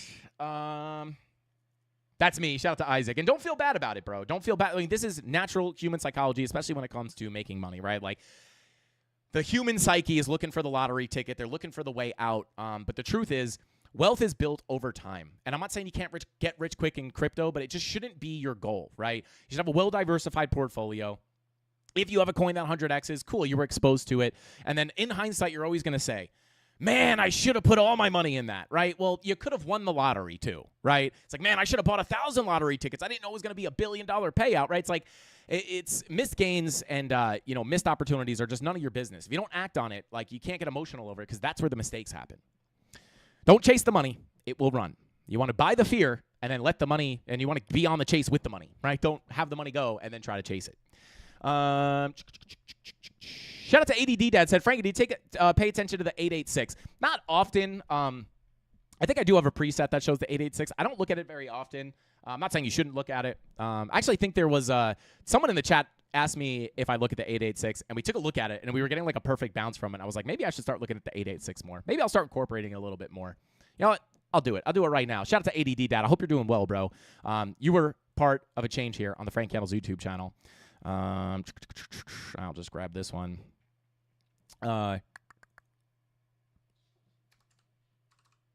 Whoops. What's going on here? We'll make it. No, I can't do gold. We'll make it white. We'll make it white. So now we have the 886. Shout out to ADD Dad. That'll be our like golden pocket, and then like our 7 to 886 golden silver pocket, I guess. Shout out to ADD Dad. Let's go. Yo, Golden in the chat. Let's go, baby. Shout out to Golden gifting those Frankie Candles memberships. I can't do the lights, guys. I don't have the remote on me. But shout out to Golden. Thank you for giving those 50 Frankie Candles memberships. We appreciate you. Thank you so much, bro. You're out of control, man. I greatly appreciate you. I know the Mafia does as well. Start spamming those golden emojis. If you just got a Frankie Candles membership, you'll have access to some new emojis. And should we do membership live streams? We just got access to those. Should we do it? I mean, I think we have enough members to fill out a membership live stream. But, yeah, spam those golden emojis if you just got a membership. And if you did not get a membership, make sure you go into your YouTube settings and you enable gifted memberships. Otherwise, you will not be able to get it. Yo, Minaj just wrote golden emoji. Yo, shout out to Tony Roaz, not Rosas. Shout out to Tony Roaz. Says 886 is the hot pocket. Yo, shout out to Tony Roaz. ADD Dad and Tony Roaz. You just brought a new feature to the Frankie Candles TA. Let's go. 177 Solana, Uniman Golden, let's go. Shout out to Crypto Knight. Let's see. Yo, shout out to Sean, says Golden with the maniac activity. Yeah, guys, Golden is Golden. Let us know. Are you on a jet? Are you about to buy the dip from 40,000 feet? Because we all know jets fly higher than commercial airliners because, I mean, they're private jets. They're just higher up. That's how it works. I would expect to see more of an SFP before a real bounce. Shout out to New Earth Guardian. And yeah, we could kind of talk about that. I mean, especially on Bitcoin here. I mean, yeah, I would probably anticipate the next significant liquidity sweep to happen below $107,000. Why is that? Well, this is the lowest low, right? And, I could try to explain some of this. I'll dish a little bit of sauce before I jump into Ando and Sui here, just from like a liquidity standpoint. I'll hide the levels, right? So like there's many ways you could think about liquidity. I'm not going to go too deep into it. You can think of it like this, right? So you have a low here. Is there liquidity here? Not necessarily. And this is, in my opinion, why SFPs work really good, or one of my reasons why I think SFPs work so well, right? So you come down, you sweep out the liquidity. This is the lowest low. So there's not really any liquidity sitting below here, right? But then once you come up and you put in a higher low, this is now, right, a lot of people, and I'm not saying this is wrong. You could trade like this, and I do oftentimes, right? What would you be looking for here? I don't know if you actually got the golden pocket test. You did, right? So what happens here? You have no liquidity below this low at that point, right? You might have traded this SFP. We did in the premium Discord, catching that nice long up to about $118,000. But you have no liquidity below this low, and then price moves up and puts in a higher low. Right now, actually, yeah, I mean, I guess you didn't really get a break of structure here, but you could see this, right? Like a lot of people are going to be looking. You have Fibonacci traders, right? Maybe you have other forms of TA, right, or other strategies like ICT concepts or something like that, where people are looking to long the higher low. And I'm not saying this is a bad idea, right? And this is actually a valid long setup in my opinion as well. But just looking at it from a liquidity perspective, it's like once you get this higher low and people are looking for longs, well, now what do you have, right? You probably have a lot of these people taking long positions from the golden pocket with their stop loss below where? Probably this swing low, right? And then they get that move to the upside. It winds up being a lackluster retracement. We are able to identify this through money flow, understanding the high probability of the lower high coming in, hence the short position from up here. But now we know, now there's liquidity below this low. At first there wasn't. And now once you get that higher low, now there's liquidity down here, which means that if you get the lower high, that lower low is somewhat likely, right? Not only based off your Fibonacci golden pocket retracement, but also the fact that you have that liquidity as a target. A little bit of a more advanced sauce there on liquidity, right? So yeah, I would probably expect that 107K liquidity sweep would be the next big one to do, right? Or big one to look at. Right, you could even look at it maybe like you have a little bit of internal liquidity here that we're swing failing right now. But again, like the major liquidity low is going to be down there, in my opinion. So there you go. Let's take a quick look at Ando, guys. Let's take a quick look at Ando. Let's move on to Ando. That's OP. Ando, where you at? There we go. Wow, yeah, Ando actually holding up pretty decently here. If I'm losing the value area low, obviously. We marked out this local range. Holding above here, could have given you the move into the golden pocket, POC, and maybe even the 786, but actually talked about last night. I think it was last night. Well, I would not be interested in this, right? It's just money flow, right? Could you catch the little scalp long to the upside? Maybe if you had a reason to enter it, but I wouldn't say you really had that reason yesterday. But the bigger level still sits down here. Golden pocket POC, not really a big change on support there. 83 to 78 cents. Value area high tap. Can't get back out. POC is the next major target. So I would still treat any bounces here as lackluster for lower highs and lower lows to finally tap that golden pocket POC. Why? Well, look at your money flow. 16-hour money flow coming out indicates the longer-term trend will continue. Daily money flow crossing into the red, indicating the longer time frame trend will continue. Right now, this golden pocket would actually move down slightly, not too much. Yeah, kind of just stays in the same spot. So when I look at that money flow, green dots. Ebb flow, lackluster ebb flow to the upside for a lower high and a lower low. That's what I would look at. Targeting the golden pocket POC. If you lose this POC, well, overall, based off the volume profile, you would be looking. If you can't get the bounce off the POC, right? Golden pocket for a nice higher low, higher high. You have the 786. I'm not as interested in this. Why? There's not as much confluence. And when you bounce off this 786, you got to get back above that POC. So if money flow is still coming out here on the daily and the 2-day, etc., right, I would still be looking for maybe you play around on the POC, but if you can't get above it, right, you're going to be looking for that value area low for the full range fill. So biggest levels of support on Ando. 100% going to be sitting here, 83 to 78 cents. And then down here to about, call it 65 cents at the value area low. Honorable mention on the 786. Again, not my biggest interest if you do bounce there, it's still technically a place where you could put in a higher high, higher low, and higher high. But if money flow is coming out, it is the lower probability scenario. If the money flow is coming out, lackluster bounce, lower high, lower low. Looking to take out this low as well, right? So your support is the value area low, but you might be able to deviate a bit, sweep out that low before potentially getting another bounce. If money flow is coming up, you could look for the bigger move, right? But yeah, I mean, we'll cross that bridge when we get there. We don't know what money flow is going to look like down there. So those are the next key levels I'll be looking at on Undo, and I'll keep this range here because it is, if you get a move back up in here, it'll guide you on where price is going to go next. We need BTC at 120K. Yes, come on, Bitcoin. Go to 120K. I think Bitcoin and altcoins will never decouple, or will BTC move moves forever dictate the overall market? I mean, let's be honest, right? I mean, the altcoins and Bitcoin have been pretty much decoupled this entire bull run, right? So I wouldn't say they will never decouple. Now, obviously, anytime Bitcoin dumps, the altcoins will dump. But when you look at this, like next to most altcoins, right, you'll see how kind of decoupled they already are, right? And in my opinion, right? So pull up the weekly time frame on Bitcoin. XRP, right? You can see my cursor on both of these charts, right? So like there's the bottom of the bear market. Bitcoin gets the move up. Like XRP, I mean, low key is like one of the better performers as far as like, or I should say one of the more coupled to Bitcoin, right? But you start looking at other stuff, right? It's just like a lot of this stuff is just, yeah, I mean, I guess like here, I mean, I guess Ondo, I mean, Bitcoin continued up. I'll tell you what, guys, I will probably never find this clip if this plays out, but I'll just say, right? You see my cursor on both charts here, right? We're looking at Ondo and Bitcoin. Bitcoin gets the move in, right? And you guys know in 2021, I always considered this being the true all-time high. This was like an inflated dead cat bounce for a liquidity sweep to dump into the bear market.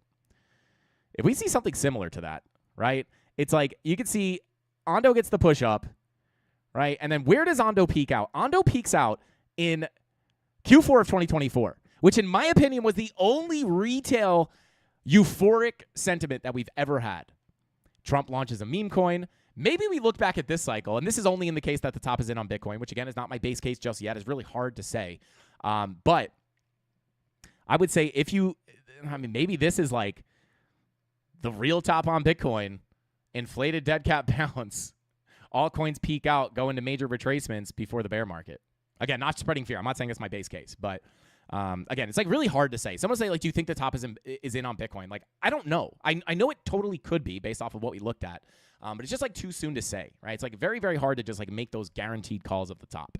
I think a lot of people are afraid to say that. Like, I don't know, guys. Like Frankie Candles here, right? Like, I don't know if the top is in.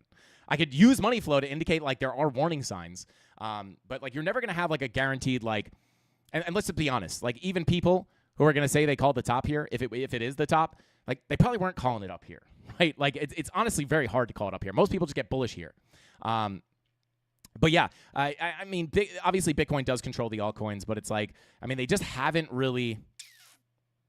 Yeah, I mean, honestly, the scenario I see here is like maybe this was the top.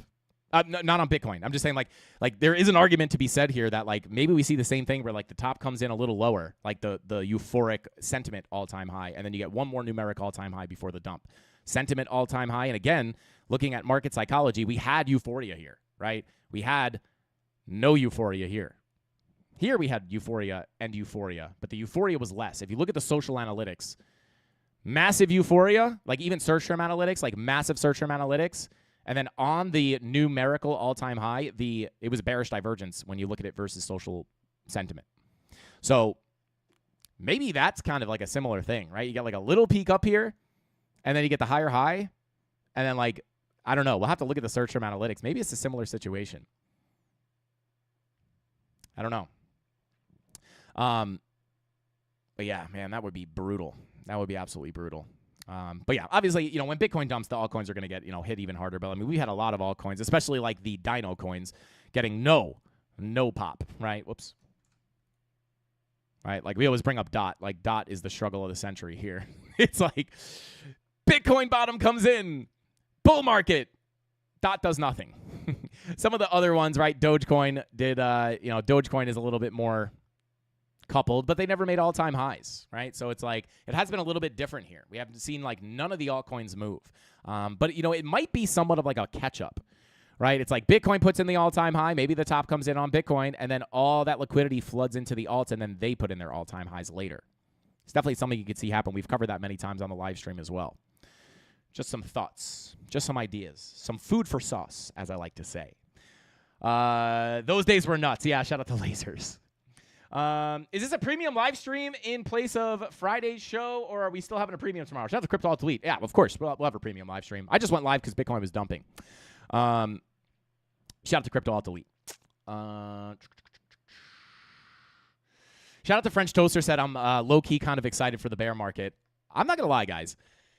As long as I'm able to take some profits, I'm not, the bear market, right, only changes part of my life, right? Like, it only changes my long-term investments, right?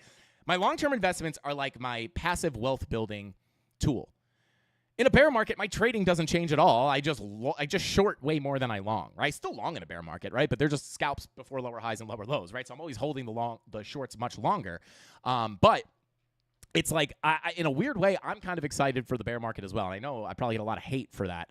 But at the end of the day, like, the bear market should not scare you as much as if you could learn how to trade, right? Like, my trading is my earned income, right? My active income. And then my long-term, I barely look at my long-term spot bags, guys. Like, my Bitcoin bags, when I bought down here, I very rarely checked in on them, right? Like, maybe in the euphoric moments I checked on it. I was like, oh, wow, up nice, right?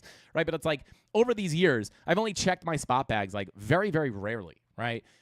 For my trading, right, I'm in this every day, like, catching the ups and downs. Like, that's my earned income. So in a bear market, it doesn't change, right? I'm not going to be able to that's the beautiful thing about being a trader. If the bear market scares you, there is no better time to learn how to trade than now, right? Because you open up the door to not only capitalize on the bull market, right? And hopefully, I know a lot of people are probably mostly exposed to altcoins. And it's like, the being overexposed to altcoins is never a good idea, right? And I think a lot of people are going to be like, that's so stupid. You're not going to make any money in Bitcoin. And I think there is an argument to be had there depending on how much money you have to invest. But if you have a significant amount of money, Bitcoin is always like, people ask me what to buy. At this point, right, in my personal life, I basically just tell people, like, buy Bitcoin and Ethereum. They're like, yeah, but I want to get rich overnight. And I'm like, just give your money to someone else to manage, right? But it's long-term wealth building is on Bitcoin, right? And it's like being overexposed to the altcoins. I think a lot of people, let's assume no alt season comes in. Again, I'm not saying that's going to happen, but let's just assume no alt season comes in. I think a lot of people are going to learn a really hard lesson about being really aggressive. And it's not until they learn that hard lesson that they're going to come back if they come back to another crypto bull market, that they're going to be like, okay, I'm not going to get wrecked like I did last time, right? I was way too overexposed on altcoins, and you're not going to be able to really have that realization until after everything is played out. So you just really have to have again, I hold a lot of altcoins. I hold mid caps, high caps, low caps, but I'm well diversified, right? Like, most of my money is in Bitcoin, Ethereum, and Solana, which have all done, okay, right, this cycle rather than other altcoins as well. I think my highest performing altcoin technically is Solana because my average entry price into Solana was $30. So one of like the very few people saying that Solana was not dead here, right? They were still building, right? This might just be like a capitulation off of the FTX stuff. And there was an element of luck to that, but like there was conviction there in buying those dips, right? My average entry price, I didn't buy the tick low. I actually did 3x. I bought 3x leverage tokens. I think at like somewhere down here. I don't remember. I would be making it up if I pulled the exact number. But my average entry price here on Solana is $32, right? So like I've done well on Solana. I've done well on Ethereum. I've done well on Bitcoin. My other altcoins are suffering, but like the bulk of my money is in the bigger altcoins that have done well, right? And the bigger assets like Bitcoin that have done well, right? So I'm like balanced there. But I think a lot of people come in here and they look for that moonshot. They put all their money into one thing, which, I mean, listen, if you have $1,000 to invest into crypto, I get it, right? Like, you don't want to invest in Bitcoin and turn your $1,000 into $3,000 or $4,000, right? I get that. But then you just have to understand, if you put that $1,000 into altcoins, you have to be ready to handle that volatility. It's part of the game. So I don't know, just kind of rambling here, guys, and my like overall thoughts on the market and like honestly like how I've played this bull market so far. So yeah, I would just always encourage people, if you feel like you made any mistakes, and you know what, this kind of sounds like me being like, all right, it's over, guys. That's not what I'm saying. But if that does wind up being the case, like, don't just leave crypto, right? Like, maybe learn how to trade, because you then turn what was, right? You're not a slave. Like, I'm sitting here making money on the back end on my spot bags, and also shorting on the way up and longing on the way up as well, right? But like, then at the top, if you're able to sell somewhere near the top, all this passive income, cool, you made a bunch of money by just sitting on your hands and not stressing out. And then when the bear market comes, it's another huge opportunity to make money. It's not like, oh my God, it's all over, I have to come back next time. It's, oh my God, it's all over, this is awesome because we're probably going to get another monster move in the opposite direction that I can also capitalize on. This is the beauty of being a trader. I mean, even on the little move down that we had here today, and I know it's like, Frankie, little, what are you, crazy? I'm up $3,000 on this, right? It's like not that big of a move. Like, what is this to here? 6%, right? Like, think about a bear market. You're going to get these all the time, right? It's going to be tons of opportunity to make money on the way down. And I know I can't think, how long ago was this? 18 days, so it's a little bit more of a swing trade I've been holding for a little longer. But like, a lot of people aren't making that much money at their job. Right? And, some trades are much bigger. Some trades are smaller, right? Some trades are really quick. Sometimes we make $3,000 in one day, right? So, yeah, like for someone out there that really wants to change their life and learn how to trade, like the bear market is not something to scare you. That's why I love it, right? Like I don't want to get into the bull market and then have to leave and come back, right? I love this. I want to be in this, right? I love the charts. I love trading. And bull market, bear market, sideways market, you're in there. Your job is still there, right? Like you're not going to lose your job. Like a lot of people tell me, oh, man, like I saw Bitcoin dump, man. Like I hope you're doing okay. And it's like, I don't think they understand that, like, my active income is not based off of if price is going up or down. It doesn't matter. I just need the moves, right? Now, sure, my spot bags take a little bit of a hit. But, yeah, it's like you're just, like, leaving opportunity on the table, not understanding how to make money on the way down. I have tons of videos to teach you how to do it on the channel for free. Free 99, baby. Let's see. All my big coins are up, and my little coins are down. Shout out to Lion in my pocket. Let's go. Same here.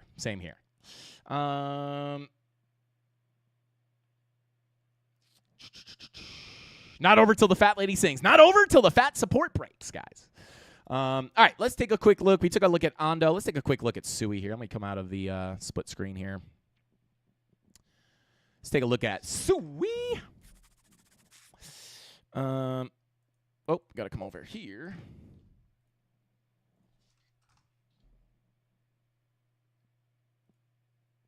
There it is. All right, so golden pocket tapped. So yeah, we took a look at Sui not too long ago. We got the top of the golden pocket. Dug a little bit deeper in here. I mean, this is your key level of support, guys. You lose the bottom of this golden pocket at $3.03. I'm looking down towards the value area low. I'm going to make this very simple. If you are looking for Sui TA, this is your key level. If you cannot hold this, right, you were looking at this golden pocket as a low, high, potential area to put in a higher low and a higher high.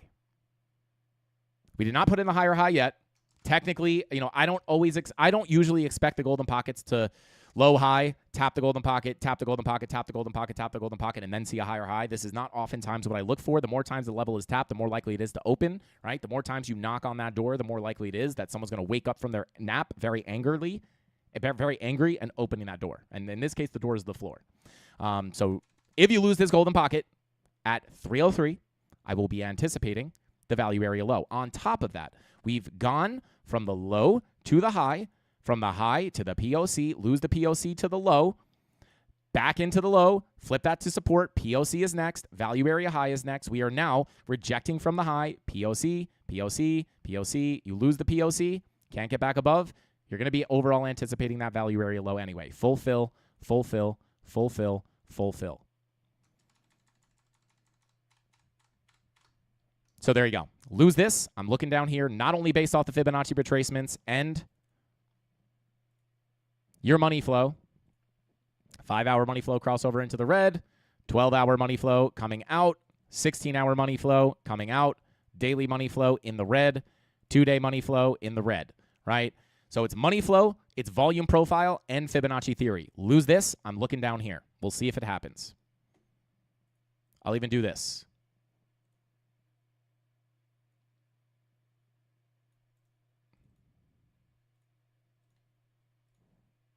We'll see if it plays out. I can't guarantee it. If this breaks,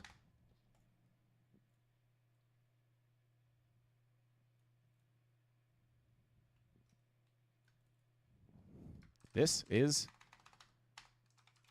next. We'll see. Maybe it plays out. Hopefully it does. I mean, no, hopefully it doesn't play out. It would only be good because the TA would be right, right? We'll see what happens. If it doesn't break, well, hey, POC is going to be your next big key level of resistance, right? So if you do get a move up from here, which I wouldn't say is super impossible or anything like that, let's pull from the lower high. This is your next key level of resistance. If you can't break, this will be the first level you want to break above. Whoops. Oh, I was like, what is this white line? It's the 886. So I'm just going to pull up the Golden Pocket 786. Golden Pocket 786 POC. This is your big level. If you get a bounce here, right, this is the level you want to break above. Get above the 786, flip the POC. Maybe you could start working your way back up. But again, I don't really love double taps of the POC, if I'm being totally honest. So we'll see what happens. Lose this, go in here. Money flow is coming out. Like multiple reasons. Volume profile, money flow, and your Fibonacci theory would call that if this loses, we're coming down here. Support down here, too. You have the 786, you have the macro Golden Pocket, and the value area low as well. So, yeah, there you go.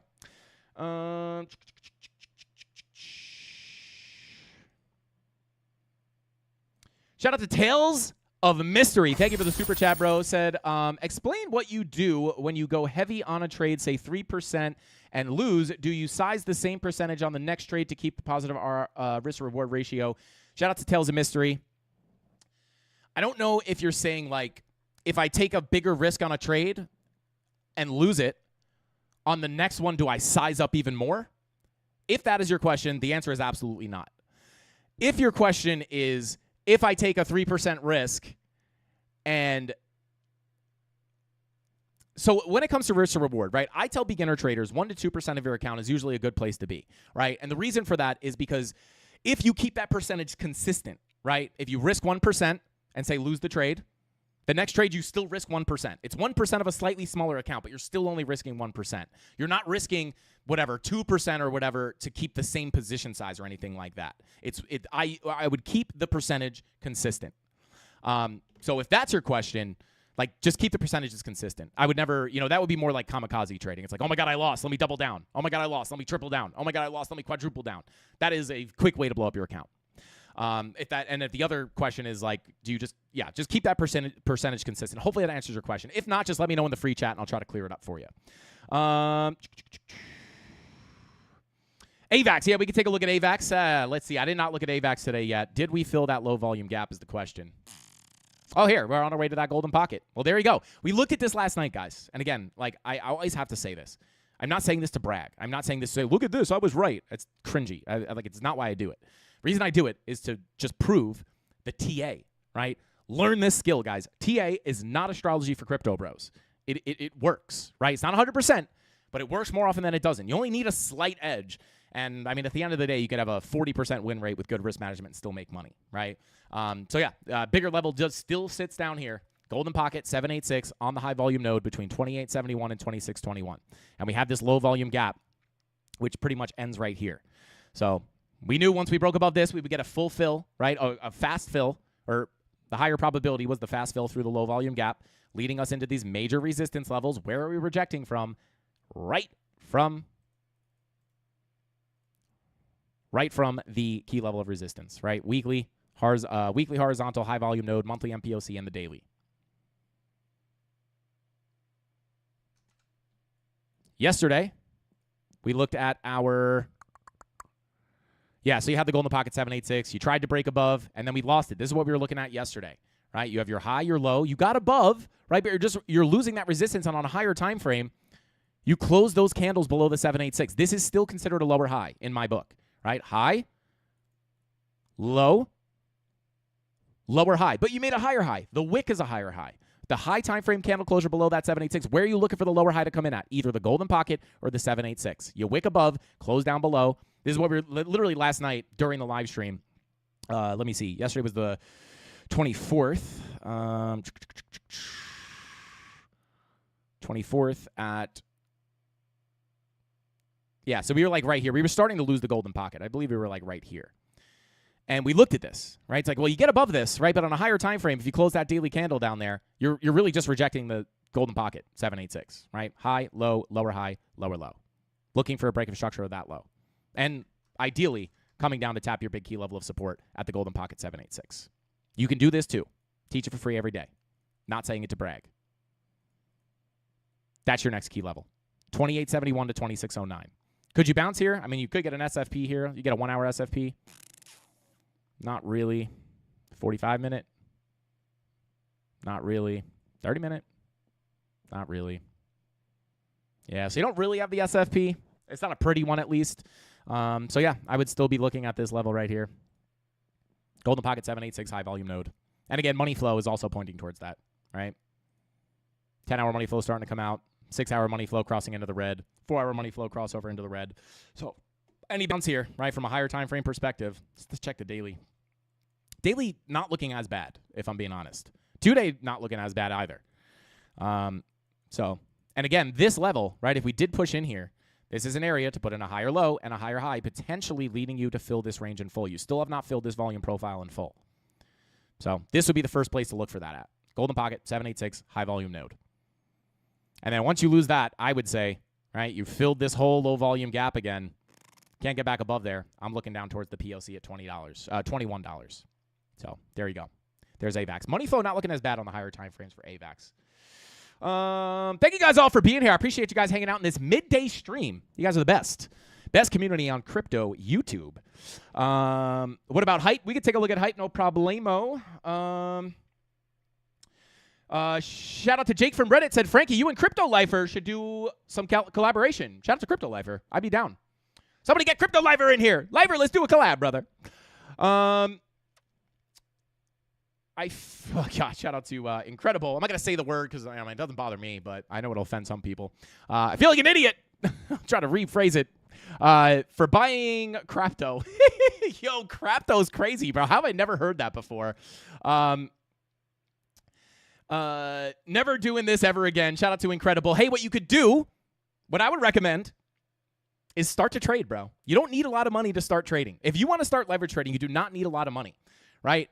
And again, a lot of people are like, leverage trading is gambling. Watch my leverage trading tutorial in the beginner series. I'll explain to you exactly why leverage trading is not gambling. You can use leverage trading as gambling, but it is not. It is not. Yo, Crapto's mad funny. Shout out to Tony D. It does not. It is. I mean, trading, spot trading could be gambling, right? But it's really the risk management and the emotional control and having a strategy and sticking to the plan. You can have a strategy. If you don't stick to it, you're not going to make money. So you don't have to be as emotionally attached when you're a trader, right? Because it's like, well, hey, if this breaks the low and I get out, I don't care if it dumps, right? I'm out of the trade. I saw my opportunity. I didn't get it and didn't play out. And I'll just on to the next one. I love gambling. Shout out to Mikey. You know what's crazy? I'm not a big gambler. I just went to a bachelor party in Vegas. I played some blackjack. Actually, everybody went to bed. Everyone was like an old man. Everyone's like, I'm going to bed. I was like, what? It's 10:30. And I was out really late one night playing blackjack, and the dealer was essentially just playing my hands for me, and we were crushing it. I was just giving him half of my pot. Like everything I won, I would give him half, and he would just keep telling me what to do. I could play blackjack, but I was like, dude, just you play. I'm bored. You play. Hit me with all the bonuses and stuff. Just if I win, you win. Just trust me. And we were crushing, and I was just giving him 50% tips every single time. It was so fire.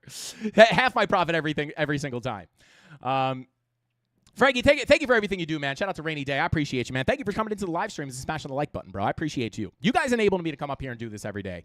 And it is my passion. You guys literally enabled me to live my dream and come up here and share my journey with you guys and educate and help people. It's the coolest thing in the world. I can't do it without you guys, so I appreciate you so much. Let's see. I love gambling, too. First time in a casino, I stuck $5 and won 75. I was like, yep, this is my calling. Shout out to Crypto Night. That's fire, bro. But overall, I'm not a big gambler, guys. I just know the odds are stacked against me. And as a trader, and I can't manage my risk on a blackjack table, right? So I'm just like, I just take some money I'm willing to drop, and I'm just like, I'll probably lose this, but if I make money, great.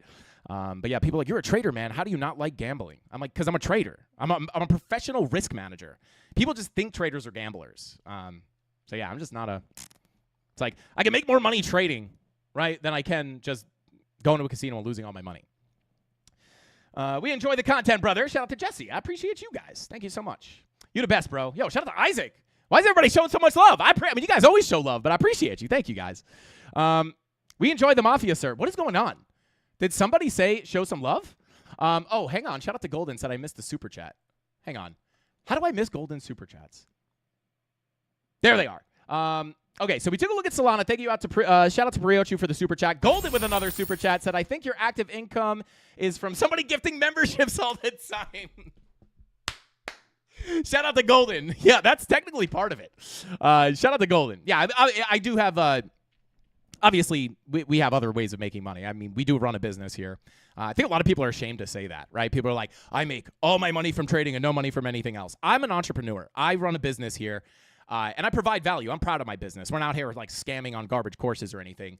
But I'm an entrepreneur. Like, I don't make all my money from trading, guys. I mean, I make money trading, obviously, but it's not 100% of my income. I'm never ashamed to say that. I'm proud of the YouTube channel that I've built. I'm proud of the people that I've helped. And I'll never be ashamed to say that, right? Like, I love being on YouTube. I love making tutorials. I love being in the Discord. Like, this is my job. It's a business I was able to build.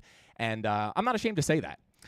So he's like, a lot of people like, well, sometimes like random haters will come in when price is going crazy. And they'll be like, this guy just makes money on YouTube. Most of our YouTube revenue does come from Golden's gifted memberships because we don't make any money on ad. Our ad revenue is like $18 a month. But anyway, thank you, Golden, for the super chat. But yeah, definitely a good chunk of it. Shout out to Golden. He not only helps you guys get out the memberships, but they're not cheap, guys. They are not cheap. Golden is beyond generous, beyond what he does on this YouTube channel. You guys have no idea. We appreciate Golden endlessly. Shout out to Tales of Mystery. He says, explain. Oh, yeah, we already went over that. Beautiful. And shout out to High Grade Automotive 808. Shout out to you, man. Thank you for getting that membership. But let's go ahead and take a look at Hype real quick. I'm pretty hyped to look at Hype, if I'm being honest. I have a PhD in corny jokes, guys. A PhD. It's the only thing I was good in school was dad joke class. But anyway, let's take a look here. So we have the, oh, wow, beautiful. So we looked at, let me just get my bearings here. What is this? What is this golden pie? These are, hang on a second. Okay, this is old. This is, whoops. This golden pocket is resistance. That is way cooked. This is our full golden pocket 786. Okay, alert, alert, alert. We have just tapped in almost, barely front running this 786. This is your key level, guys. I'm going to mark it off. Key. Don't want to lose this, guys. It's coming in at 42. Coming in at 40.61. That is your big key level. You didn't hold the golden pocket. Well, you did very slightly. You had the golden pocket anchored VWAP. And I'm being honest, guys. I like this support. This is a stronger support. You have the macro anchored VWAP, the golden pocket, and the POC of the range. If you don't get the bounce there, what's the anticipation? If you watch these live streams or watch any of the tutorials, you will know. Lose the POC. Next stop is the value area low and a potential deviation below where we had the 786 Fibonacci retracement. This is the key level, guys. If you cannot get the big bounce from here, and I would argue, based off money flow, as always, even if you do get a significant bounce here, you got to be very careful. Update this golden pocket 786. I would still view any bounces here until proven otherwise as lackluster into the POC, and I could actually get rid of this golden pocket. I would be, number one, biggest level of resistance, anchored VWAP, POC, sitting right here, 42.26 down to about 43.95. First opportunity to put in an aggressive, lower high, lower low. If you can get above the POC, well, great. Get the bounce, get above the value area low, flip the POC, and get a little bit of a bigger bounce.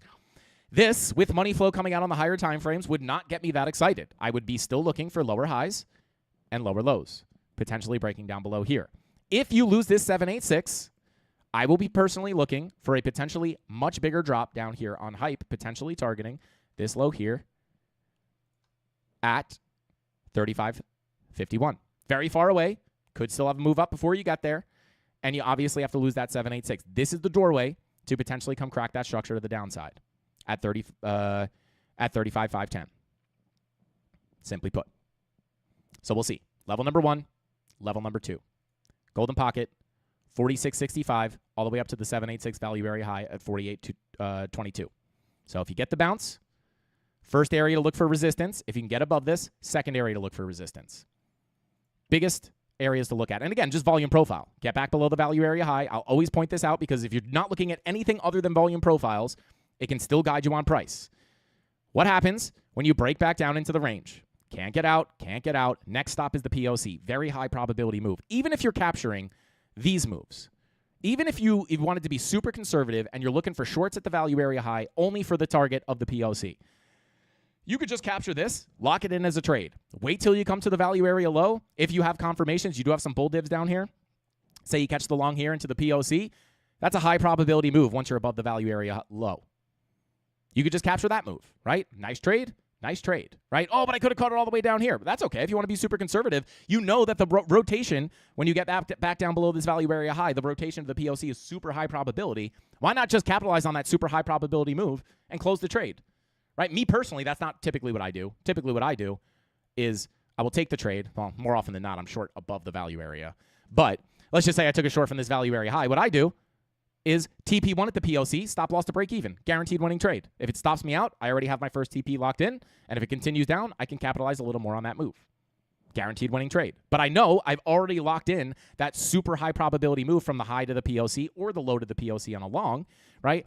I know that's high probability. Let me lock in some money. I know there's also a high probability of rotating the range in full, but I don't have to like keep the trade open and just risk losing, right? I can lock in profit, move my stop loss, and then look for that. Well, if I get stopped out, I make money. If it continues down, I still have the opportunity to make more money, right? And then you'll say to yourself, right? I'll just call the emotions you're going to have down there. You're going to be like, oh man, I'm up, whatever it is, $50. Man, I just made $50. That's nice. Or whatever it is for you, right? Well, if I take profit here and then we move down, I'll make more if I just hold the whole position, right? And this is a trap that a lot of traders fall into, right? You got to lock in that money along the way, in my opinion, right? If you have a high conviction, sometimes I will, if I have a lot of things pointing towards a full rotation, maybe money flow coming out, etc. Sometimes I will just hold the full position, but I'm always at least moving my stop loss to break even on the point of control when I'm trading volume profiles. Same thing with the long position I took on Bitcoin, right? Long from 107K, right? I wrote it from 107K to 118K. I took profit, moved my stop loss to break even down here, right? And I got stopped out of this yesterday or last night, right? Why? Because when we came down to this level, right, we were looking for potential higher lows and higher highs.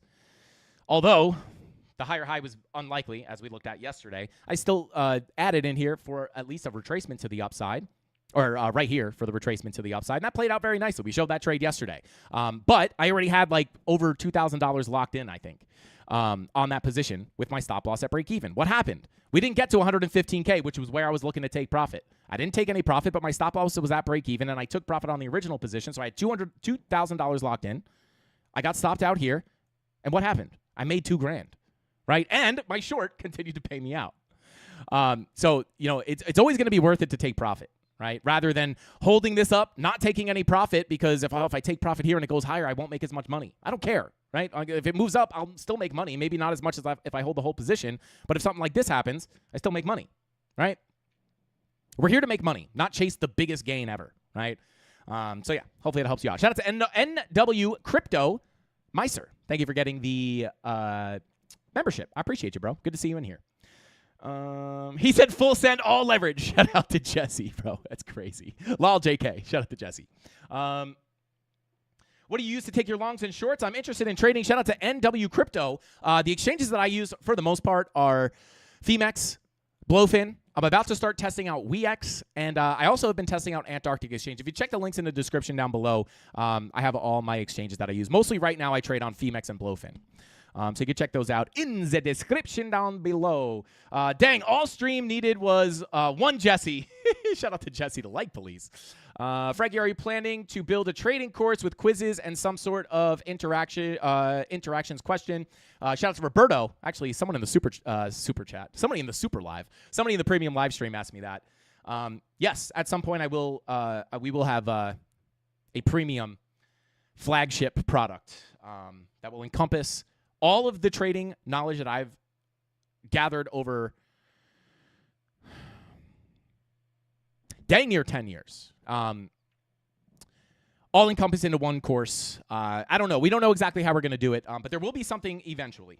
And then everyone will be like, you're a course seller. But I won't care because I know we'll actually be helping people. And no other YouTube channel gives as much free value, guys. And hey, when I have a course, if you don't want to buy, I would tell people not to buy the course, right? And again, I don't have this ready yet, so it's coming down the line. But if you don't want to buy the course, well, great. There's a free option.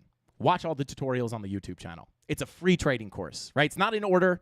It's not maybe as in-depth or as advanced as I would go into the course. But if you really want to learn how to trade for free and you don't want to buy a course, hey, I have a free course living here on YouTube that you can literally sign off of this live stream when we're done and start your trading course today for 100% free. Start with the beginner series and then go through all the old videos.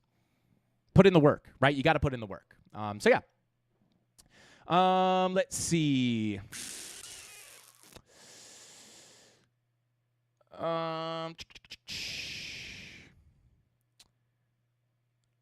NW, hop on the Discord. Frankie dishes a bit of sauce if you use. Oh yeah, if you want to test out. Shout out to Wick. That's actually, I probably should have brought that up. If you want to test out what we do in the premium Discord, guys, you can get into the dining room. I don't really talk about this a lot, but if you do sign up with one of our affiliate links, FeeMax, Blowfin, we also have MEXC in there as well, although I don't really trade on MEXC. If you use one of our referral links here, you can get access to the dining room, which is like a freemium section of the Discord. You get one premium TA post per week, typically. A lot of them are setups.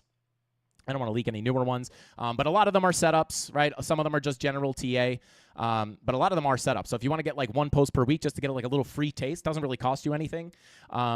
You can come in here and get those posts and kind of see what we do there. But in the premium, I'm in there every single day, every 5 days a week. Usually, I drop sauce on the weekends as well, but only when we get big moves. But we're posted in there every single day. You get daily setups. Like we do 2 live streams a week. We cover the trades. I talk about entry triggers. I teach some more of the advanced stuff in there as well. But if you're not ready to spend money, guys, just don't come here. It's free. I try to make it as easily as accessible without dishing out money as possible. The option is there if you want to get into the Discord, but if not, come check this out. So yeah, there you go. Let's see.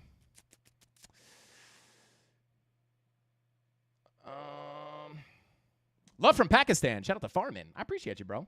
Welcome in. Love back to Pakistan. All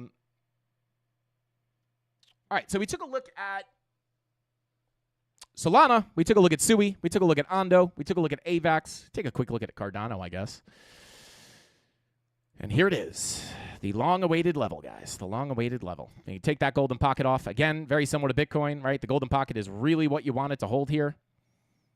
You have your low, your high, your higher low for a potential higher high. But again, what are you fighting against here? You're fighting against the volume profile. You have the full fill, get above the low, go to the POC, flip the POC, go to the high for your full fill. Now you're rejecting the value area high. You have lower high, lower low, lower high, lower low, into the 786. So this is still the biggest key level. We have actually tapped into the anchored VWAP here. I'll take the golden pocket off the chart because that's already been played out. You did get a nice bounce there for what it's worth, right? You got the nice little bounce there. But again, money flow pointing towards the lower high and the lower low, making the next target the 786. Anchored VWAP. That is where we are bouncing right now. And I would say the next one would be sitting right down here, POC. Hey, Tony, can you put up a poll on the early streams? Not going to lie, guys. Not that I would never do the night stream again, but thinking about changing the time of the live stream, maybe doing it a little bit earlier. Because I know this one's been running for a long time because it's kind of like an emergency stream, and we're kind of just chilling. But let's see if people like this. Maybe we'll start streaming more during the day and do the night streams when price is going crazy at night. Because price goes crazy during the day much more than it does at night. Let's see. Screw this bull run. Shout out to Kalia. Said, screw this bull run. It's over anyways. Give us the course, Brody. Take my money. I don't care. Shout out to Kalia. Let's go. That's the other thing, too. I would probably have to take some time off the streams to make the course. It's not going to be some fluff course that's like buy low, sell high, right? It's going to take a lot of work, and it's going to be a lot of content. So I probably have to take some time off the streams, which is so difficult for me to do, which is kind of why it's been delayed so long. Okay, so yeah, so for Cardano, I mean, we're tapping into the 786 anchored VWAP, guys. I mean, if we lose that 786, again, just based off the volume profile, reject the high, POC is probably next. So, I would say you could get a bounce off the anchored VWAP 786, but with the way everything else looks, and money flow as well, lower highs and lower lows are probably more likely, making the next local level of support the POC at 72 cents, break down below the POC, push down to the value area low, which is sitting at about 65 cents. This is your big level. Like, this is your overall context on price, right? If I were just to delete all these intermediary levels, value area low is your big key level of support here. 65 cents. Value area high at $1, POC at 72 cents, right? And when you look at it from this standpoint, sure, maybe you chop around off all those local levels and stuff, maybe reject the local levels. But overall, right, You get below the high. At that point, you're looking to move your way closer towards that POC, right? But we always bring up those intermediary levels. What do we reject here? Well, look at that. Golden pocket 786, right? But just to simplify it, if you're just looking, right, so say you shorted the value area high, if you're just looking for a full play of that trade, right, first TP would still be down here towards the point of control. So that's what I would look at on Cardano. And again, like big warning signs on Cardano, in my own personal opinion, are going to be sitting down here, breaking these lows. Like breaking these lows, this is your macro 786. This would be like big warning sign on Cardano, in my opinion. Right? I'll even set an alert here, right? Like if Cardano loses this low and it's not just a swing failure pattern, that'd be worrisome.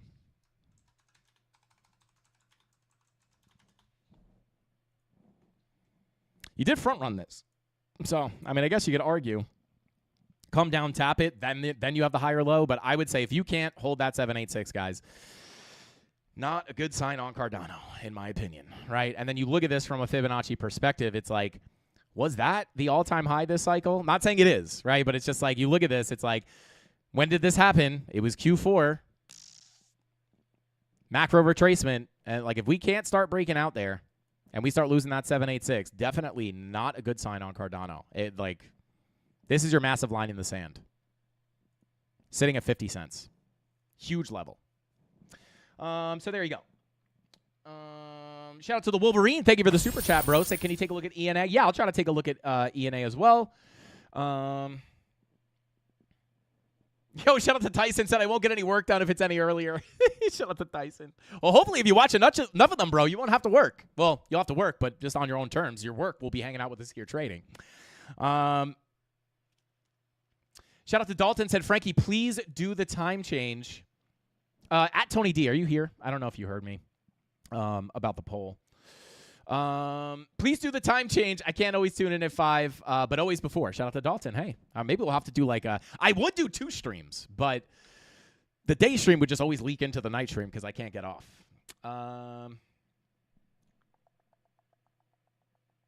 Shout out to G7. Man, you're scaring me now, but I appreciate the honesty. Shout out to G7, just to be aware, or just to like make you aware. Like, there's still big levels here to hold, right?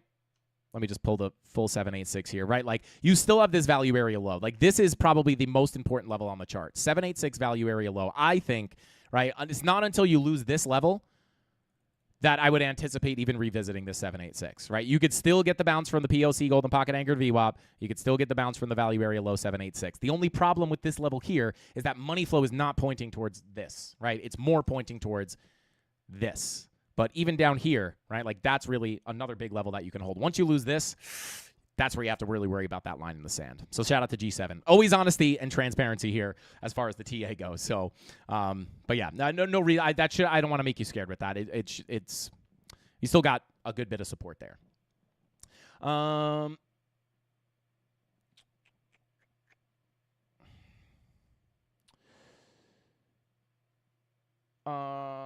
right, let's see.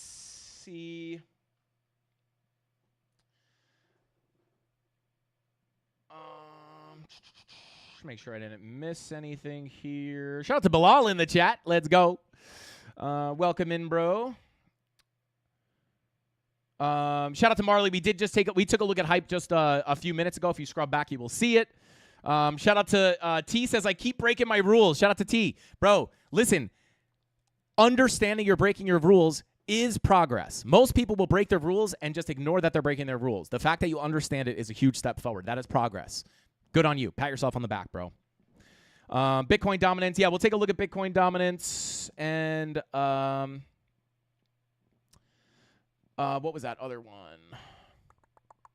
Yeah, so we'll take a look at ENA, or ENA, as some people like to say. We do have an ENA chart. We actually looked at this recently. So we'll look at ENA, and then we'll take a look at dominance. Okay, so let's see here. All right, so 2 major things here, guys.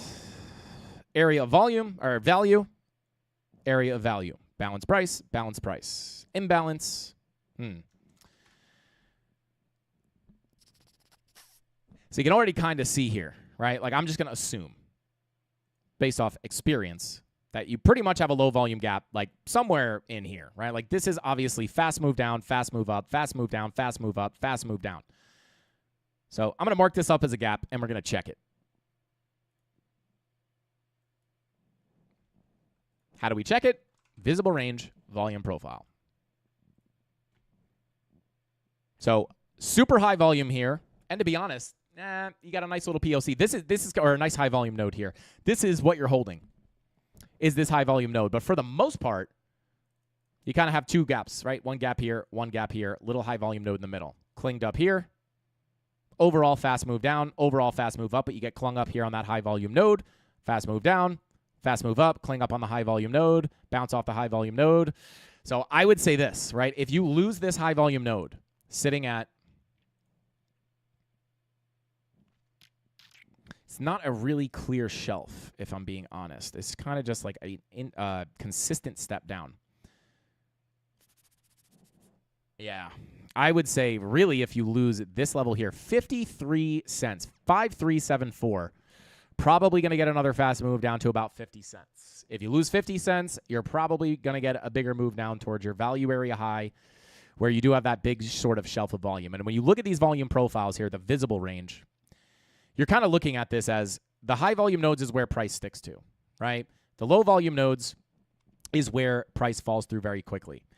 Might cling up here, right? And then probably a fast move through here. And then once you see this shelf of volume, that is kind of what you bounce off of. And it makes sense. This is why I like the visible range volume profile, because it gives you a very, very visible way to look at the chart, right? It's kind of like, well, hey, if we move our way down here, it's like, hey, we might bounce off all that kind of, that floor that we have down here, right? So not as clean of a low volume gap as I would say I would like to see, but it is, you have a little peak here and then pretty much a low volume gap into your golden pocket. So I would say once you really start losing about, I would even say 50 cents. 55 cents. Could just continue down towards that golden pocket. So ignoring the volume, I would still say this is your biggest level of support here. Golden pocket, and you actually could move this up a tiny bit on a new high. Golden pocket value area high between 47 and 43 cents. Whoops. And then, at that point, you're hoping to bounce off that previous range because you don't want to get accepted back into this area of balance. You get the initial breakout. You retest your upper area of balance, but it rejects you. So if you come back down here, you're hoping to hold that.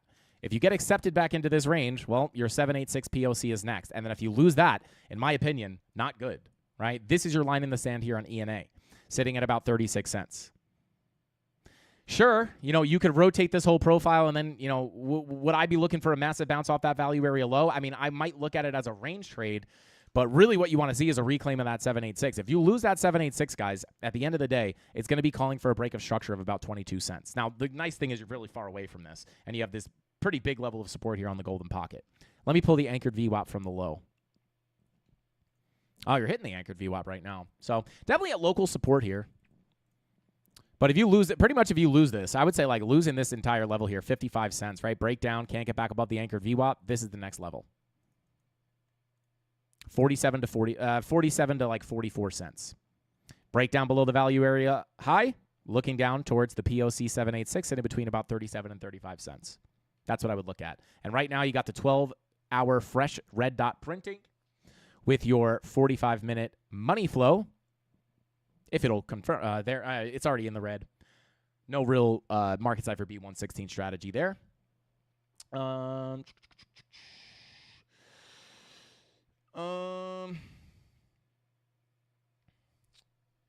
Let's see.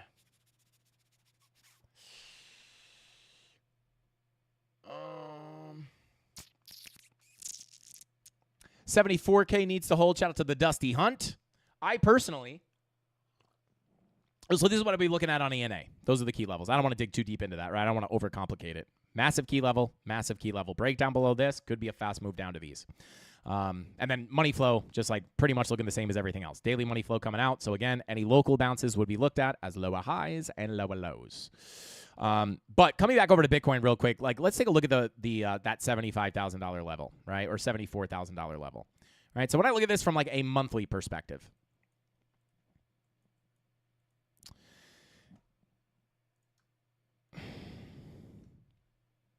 pulled from the low to the high. I mean, to be quite honest, the 75,000, let me pull this actually. Am I on the right chart here? Let me come on over here.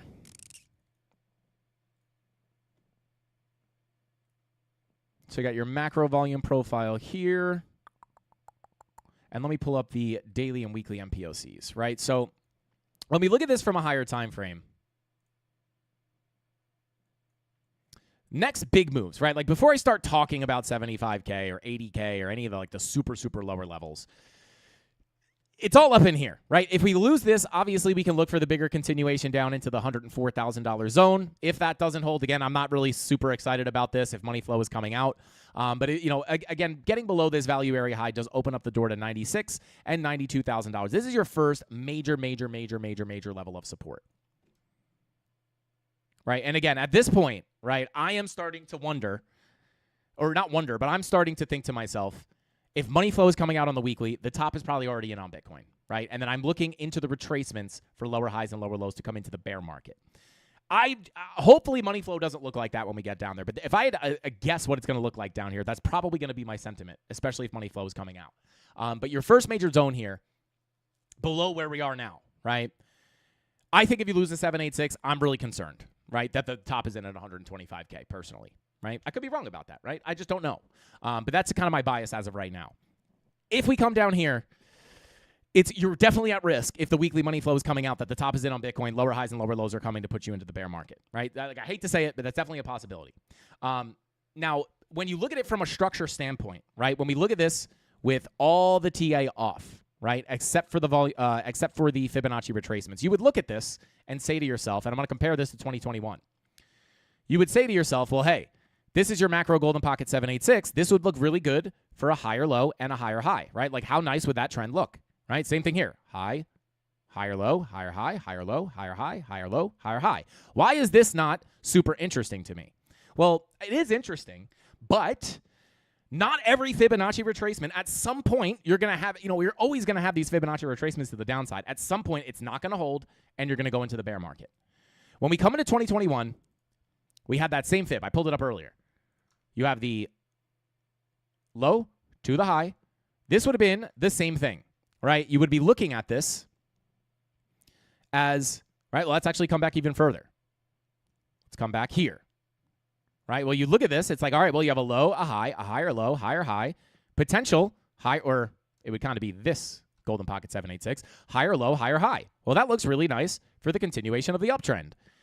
That does not mean that the higher low is going to come in on the golden pocket 786. So the question then becomes, how do you know if the golden pocket 786 is going to hold for the higher low or not? And this is where money flow comes in.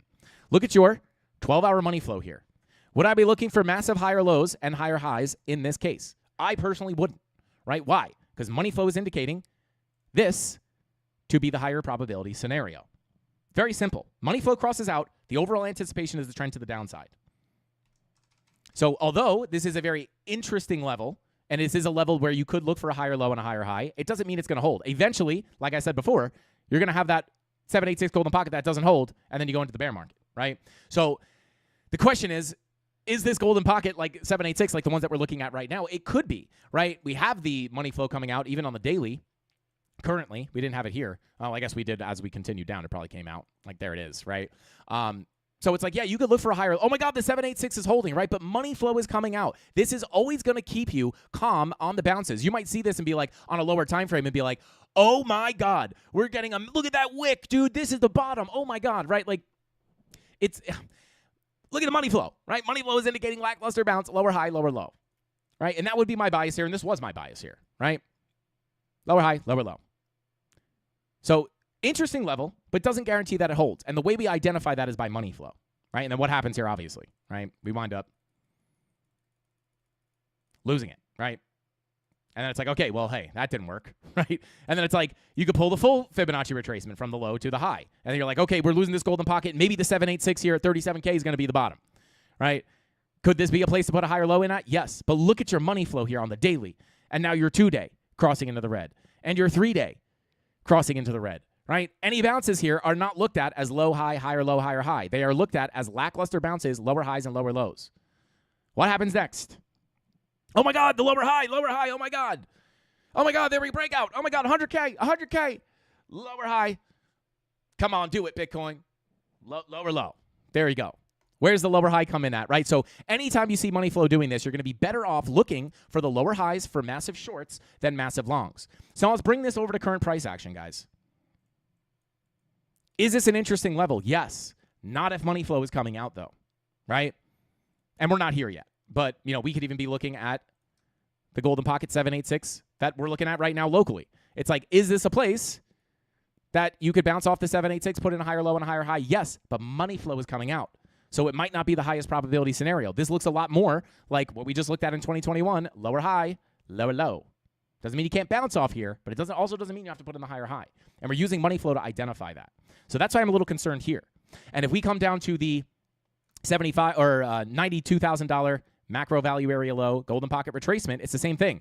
Is this an area that we could hold a higher low and a higher high? Well, yes, that would look very nice. High, higher low, higher high, higher low, higher high, higher low. Beautiful continuation of the trend.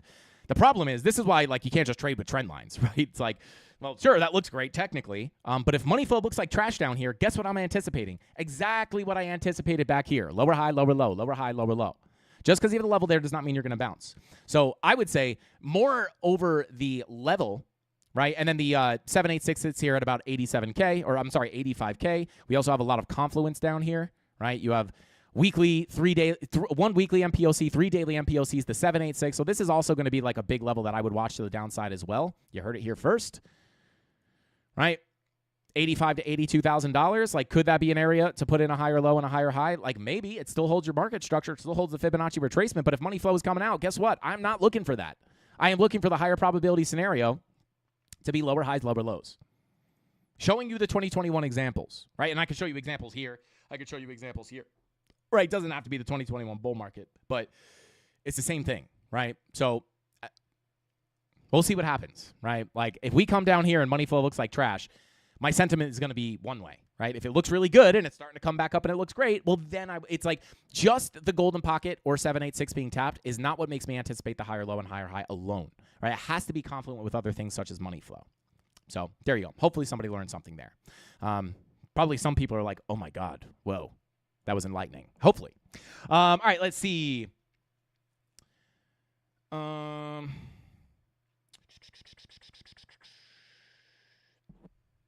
we able to take a look at SEI? Yeah, we could try to take a look at SEI. No problemo.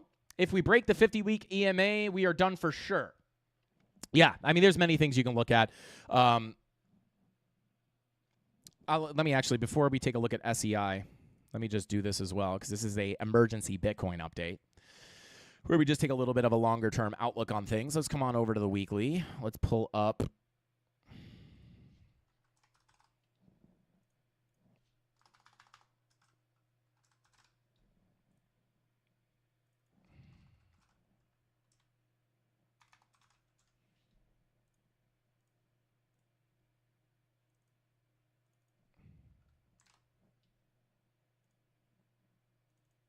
So I look at the 50-week simple moving average,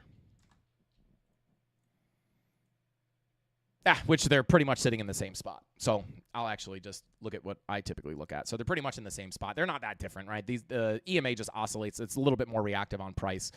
Pretty much the same thing, right? Like EMA, you lose the EMA a little bit. I would say the simple moving average is a little bit cleaner to look at, to be honest, right? You get above it, you tap it as support. You lose the bull market support band, but you hold the 50-week. You get above it, you lose the bull market support band, you hold the 50-week. You lose the bull market support band, you hold the 50-week. So, where does this come in at, right? This comes in at about $98,000. Maybe it comes up on that 786. That would be really nice. I mean, this is definitely something to look at. It's clearly massive support. I don't really I don't trade with moving averages, but I do look at them for like long-term trends. Same thing with the bull market support band. They're just moving averages.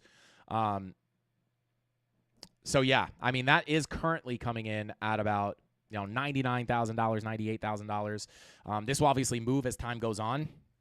So as we'll see what happens, right? If we push down, maybe this becomes confluent with one of our key levels.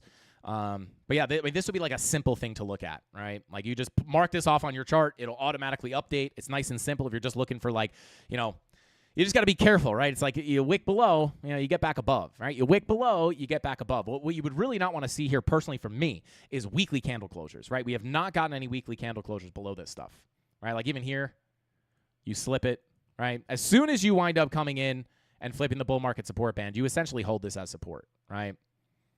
Weekly candle closure above, weekly candle closure above, weekly candle closure above, right? So as long you could come down there maybe, right? If you're looking for the health of the overall bull market, if we came down here and tapped this and money flow looked really good and we bounced, right? I'd be like, oh, hey, this looks good for, another one of these maybe for a break of structure to the upside. But if we get a bounce here and money flow is coming out, it's the same thing as all the other support levels. I would still be looking for lower highs and lower lows. It's even here, right? You bounce, you get the move, you bounce, you get the move, you bounce. What happens? Lower high, lower low, right? So it's not just the level. Like at some point, these support levels are going to break. And again, money flow gives you the beautiful guide on like whether it's going to hold or give you the lower high and the lower low. So definitely a big level to look at. But we bounce, right? It's not going to be like, oh my God, bull market continues, right? If money flow is coming out, I'm going to be looking at it again, like back in 2021. All right. Oh my God, we're bouncing. That's it. 100K, right? Like, I mean, if you're just looking at support, praying for a move to the upside, right? But if you understand how to really analyze the charts, you understand that you have massive bearish divergences. Your 4-year cycle is pretty much where you would understand that the top would come in at. Weekly money flow is coming out aggressively. 3-day money flow is crossing over. 2-day money flow is crossing over, right? Like, there's a lot of things here that on this bounce, I would not be looking for support and a massive move up. I would be looking for lower highs and lower lows. Right? And then at that point, it's pretty much over. Right? And then even here, it's like you get above it, oh my God, right? And it's like you just continue down. You could avoid that mess of being like confused on those support levels by just watching your money flow.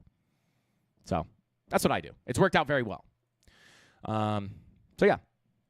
Let's see.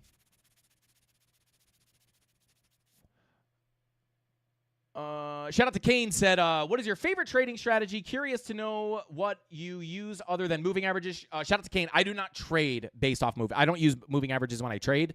This is just more for like long-term trend analysis.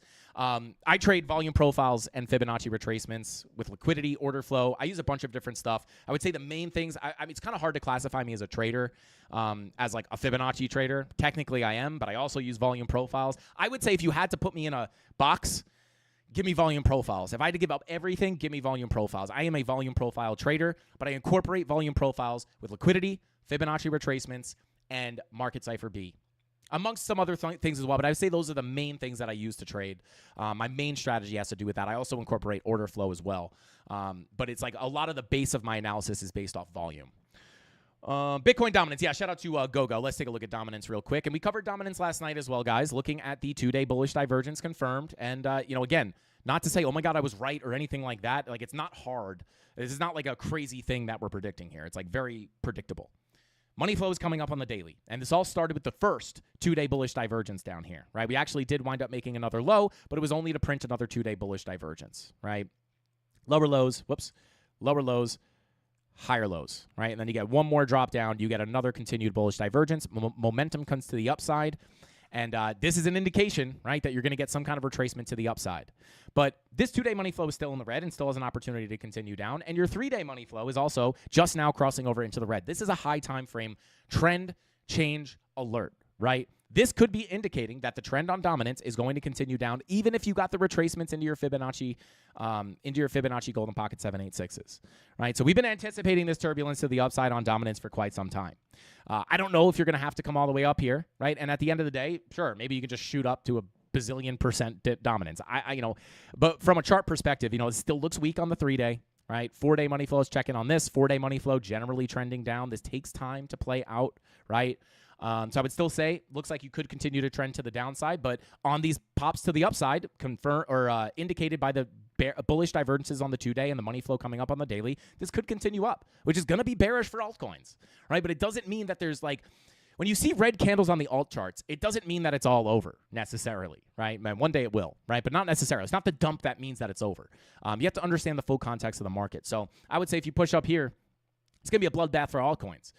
I would not want to reclaim this value area low. I would really hope that the lower high comes in there, right? And then this would mean money flow, right? This is what keeps you calm on the rotations up, just like on a regular price chart that you're trading. This is going to indicate the overall trend, right? Like you can look here. Last time we had this, on the daily and the 2-day, right? Daily money flow crosses over as you're still within the profile. Crosses into the red, you still get retracements to the upside, but money flow indicated the overall trend before the big breakdown of the range, right? We saw the same thing here. And the daily is somewhat of a lower, it's like a lower high time frame, right? Obviously, the daily is a lower time frame than the weekly.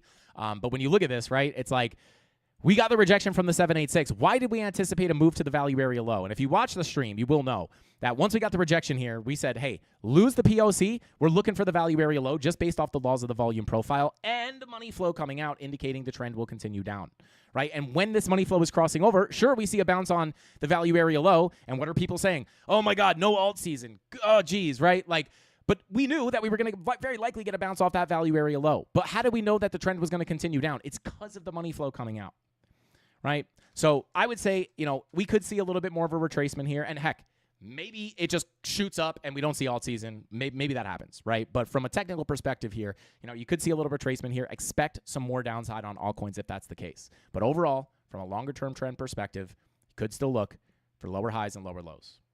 I can't guarantee alt season will happen, but as of right now, this is just what the chart looks like. If we get up in here and all this money flow cracks back into the green, well, then we have a different story. It's an if this, then that statement. I can't really say what's going to happen here until we get in there and we can look at the charts, look at money flow, etc.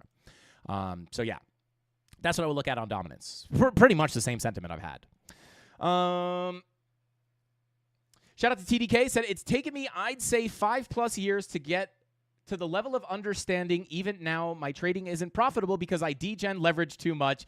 But being able to chart like a champ is only because of you, Frankie Candles. Shout out to TDK. I appreciate that, bro. And again, I forgot who I said this to before. The fact that you know why you are not making money is because you are degen leveraging. Obviously, that's not a great thing, but the fact that you know that is the case is absolutely breakthrough for a lot of traders. A lot of traders are just like, they're like degen leveraging, thinking that's the way to do it. They don't understand that that's wrong. So there you go. Shout out to Lewis Angel. Thank you for the super chat, bro. He said, Frankie, how is money flow calculated? Shout out to Lewis. Well, when we had Crypto Face on the channel years back, I actually asked him how some of the stuff was calculated, and rightfully so, he didn't want to disclose it. So I don't know exactly what calculates it. What I do know is how it interacts with price, right? For example, if you're new here, we use Market Cipher B money flow on the weekly to identify when those bear markets are coming in every single time, right? And again, I don't know exactly. I would say, it indicates money flowing in and out of the asset, right? But I don't know exactly how they calculate that. I've always wondered it. I've tried to uncover it. We've literally asked the man, the myth, the legend himself, but he didn't want to disclose it, rightfully so. But one thing I can tell you is I've been looking at Market Cipher B forever, and I know how it reacts on price, right? Even back here in 2014, money flow crosses over into the red right before the massive collapse down of, say, right? And again, the idea here is to try to catch, you don't want to necessarily hold your bag all the way to down here, but, another 66% dump to the downside. When you see this money flow coming out on the weekly, it's typically a signal that you've entered the bear market, right? 2017, massive drop down, right? And there's other things you can look at as well, but right, if this is not going to hold support and go into a new high, right, this weekly money flow crossover into the red is probably going to be a big indication that you're about to get a massive drop down. 2021, and I didn't have my channel back here, but 2021 we did. And I made every call possible, and people hated me for it. One of the big reasons why I was looking for this to be the continuation into the bear market and not 30K is the bottom, go to 100K. The reason I was going against all of that was simply because, well, many things, bearish divergences, but a big thing there was the weekly money flow looking disgusting, right? It was coming to the downside. We've already gotten a drop down. And early signals here, the weekly money flow is about to cross into the red, right? But early, right, if I come back into bar replay mode like we just did, come on. Right? Weekly money flow starts to come out. But what is your 3-day looking like? 3-day money flow is already trying to cross into the red. What's your 2-day doing? Your 2-day is crossing into the red, right? So you can get those earlier signals where you're saying to yourself, well, hey, this money flow is coming out. I'm looking for a continuation down. And then you look at the weekly and it's like, well, weekly money flow is starting to come out. And once that weekly money flow comes into the red, and again, I'm not going to go over the whole thing because I just covered this in bar replay mode before. Not the exact thing, but you get the bounce off there's that golden pocket 786 that we just looked at. You get the bounce to the upside. Why am I looking for lower highs and lower lows? Well, number one, your 2-day money flow is in the red. This indicates higher lows, lower highs and lower lows. And then your weekly money flow at this point is looking super weak, right? This looks like you're about to go into a bear market. And this is what we started warning about back in 2021. And what happens, right? Chances of a higher low here and a massive 100K all-time high coming in is very low in my opinion. And we were very explicit about that. Trust me, I have the haters proved it. But what do you get, right? Well, I'll just play this through, right? Eventually, you get the lower high and the lower low is the point. Money flow crosses into the red at this point, right? Look at it right on that money flow crossover. That is where you start that massive drop into the giant bear market, right? So the weekly money flow, although I don't know exactly how it's calculated, trust me, I've tried to find out. But it is very, very, very, very helpful. It's also helped me catch the short position that I'm holding right now, right? Come out of our replay mode. It's also helped us on lower time frames as well. It doesn't just work on the weekly, but like, why do we anticipate this trend to continue to the downside? Well, we had lower time frame money flow coming out, giving us the early signals up here, right? I believe there was a 30-minute money flow crossover that we were looking at right here, right? This is indicating we shorted up here, indicating the trend will likely continue down based off the 30-minute. And then when you start looking at the 4-hour, as you start getting that drop down, it's like, well, hey, now the 4-hour money flow is coming out. I'm anticipating lower highs and lower lows. And you can see the downtrend continued. And we did short that in the premium Discord. Holding the trade right now, up $3,200. So you could use it on low time frame, high time frames. I wish I knew exactly how it was calculated, but I'd be making it up if I said I knew. I just don't. But one thing I do know is it definitely works. Let's see. Shout out to 12 Big said, WTF? I thought I was seeing things. It's not 5:45 p.m. Shout out to 12 Big. Welcome in, bro. We went live a little bit early here as we did get the dump. I actually think I might just, this might be the live stream. How long have we been live for? Feels like 15 minutes. Let's see. We cooked, chat. Shout out to Nirvana. Where am I looking for longs? Shout out to McKay. I am personally looking for longs. Next place I'll be looking for longs is,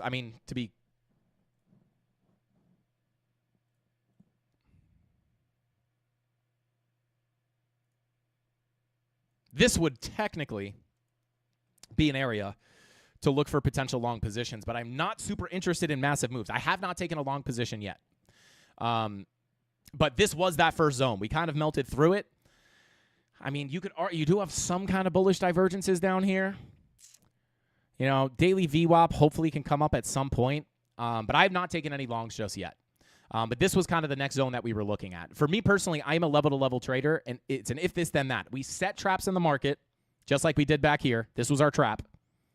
Set the trap. We had to wait, and we longed 107K, rode it all the way up. We had our next trap sitting here. We had to sit very patiently and wait for that level to get hit.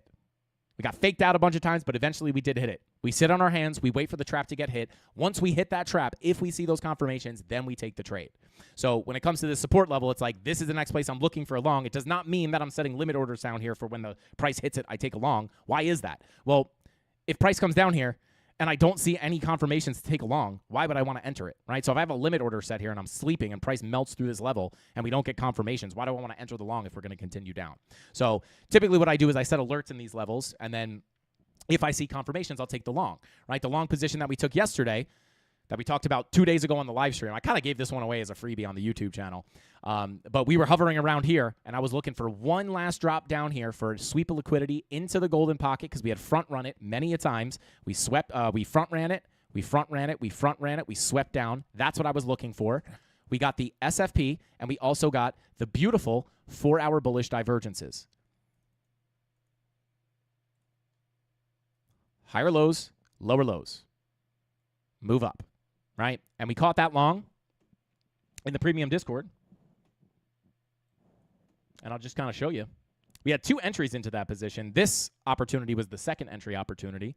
But we were literally looking for this. This is what we do in the premium Discord, right? Like, I just look for, before price gets there, it's like, hey, I would love for this golden pocket to get hit. Looking, front running that, looking into the crystal ball, trying to see like, hey, maybe we can get that 4-hour bull div to print. If we do, I'll take the long position.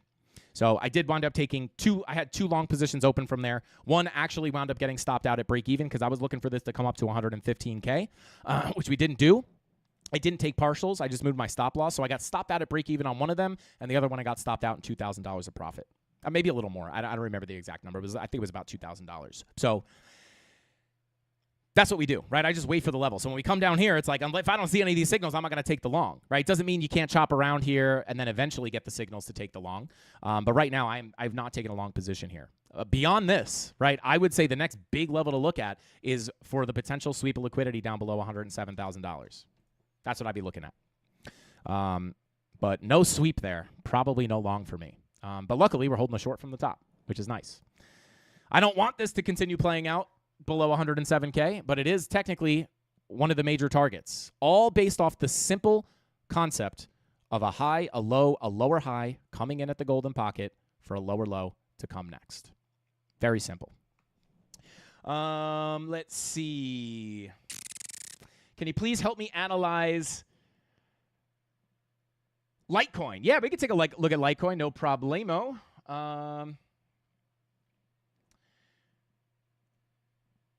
These earlier streams are beautiful for us in the UK here. Started the stream at 7 p.m.-ish. The usual one starts at 9:45 until midnight.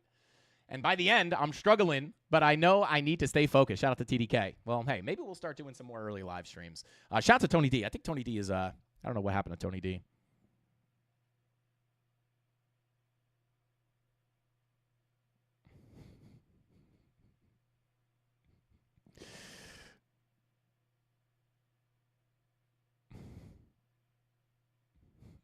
But anyway, let's see.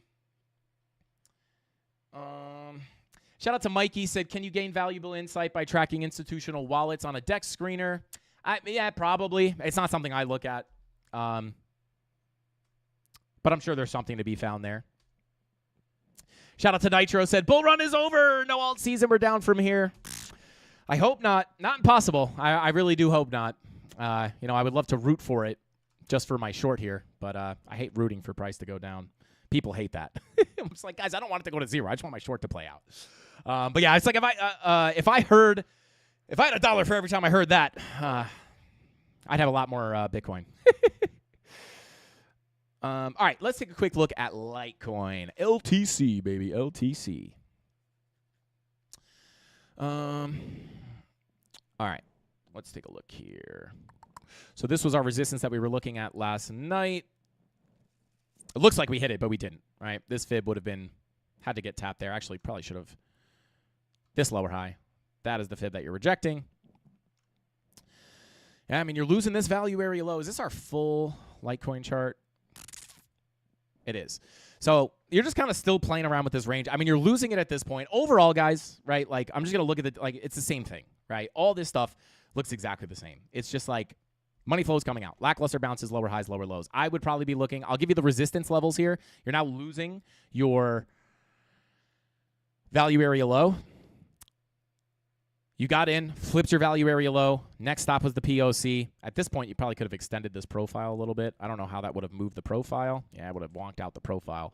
But you get above the low. You flip the low. POC is your next high probability move on price. If you were able to hold this POC, the next stop would have been the value area high, but you couldn't do it. You wind up getting the rejection from the POC. At that point, the value area low is your key level of support. You're losing that now, right? With your daily money flow coming out, right? So your lower high and your lower low is probably the higher probability scenario. So what I will do here is give you the resistance levels. Right? So you got from the lower high to the lower low, you get that rejection, right? So I'm going to pull another fib from the lower high to the lower low. I would say for me personally, the biggest levels I would look at here, are going to be this golden pocket, 786. I would like to see this. Yeah, POC, golden pocket. Yeah, I would say this is probably your next key level. Value area low is always going to be resistance until proven otherwise anyway. You can see we already gotten a bearish retest of that. Breakdown, bearish retest, breakdown. So if you get back into this range, I would just be careful around this Fibonacci retracement, sitting between about 112.58 and 116.69. If you can get above that, maybe you can get a little bit higher, but you still have the POC up here. And again, it's really the money flow that's fighting against you. If you want a massive pop to the upside, you need this money flow to look the opposite. I do this almost every single live stream. And what I do here basically is I come into the settings and I invert the colors, right? If you want to see what this is supposed to look like, if you want a massive move up, what you would want is I'd literally have to turn market cipher B upside down. You would want to see this happening. If this were the case, I would be, and we were coming into some like Fibonacci retracement, right? Let's see, yeah, look at that, golden pocket 786 retest, right? I would be looking at this as a massive support level. And I would be looking at this as a high probability, higher low for another higher high. But there's one big problem. Market cipher B doesn't actually look like this. Market cipher B looks like this, which definitely indicates a higher probability of this. So again, does this mean it's all over from here? I wouldn't say so. I'll give you some bigger key levels of support. I'll pull this full move. Your next big key levels of support, if you do continue down, whether you get the lower high or just continue to dump, I'd say your next big level of support is going to be this golden pocket sitting at 98 to 96 cents. And then you also have a 786 sitting here at about 88.61. These are the two big levels of support. If you lose this 786, I mean, you're probably breaking down. I mean, and I guess that you could pull. Yeah, no, I'll be honest. You don't want to lose this 786. 88 cents. I mean, $88, I'm sorry. If you're looking for higher lows and higher highs, again, even if we push down here tonight or tomorrow, right? Like, in order for this to look like a higher low and a higher high, I want to see this money flow doing the opposite of what it's doing right now. But it doesn't mean you can't catch lackluster bounces from there. So that's the next support level to look at. If you lose the golden pocket, I'd fully anticipate, right? If you bounce here and then you lose it, I'd be looking down toward the 786. Once you lose the 786, I'm looking to crack these lows. So that's what I would look at on Litecoin. And let me just clean this up real quick.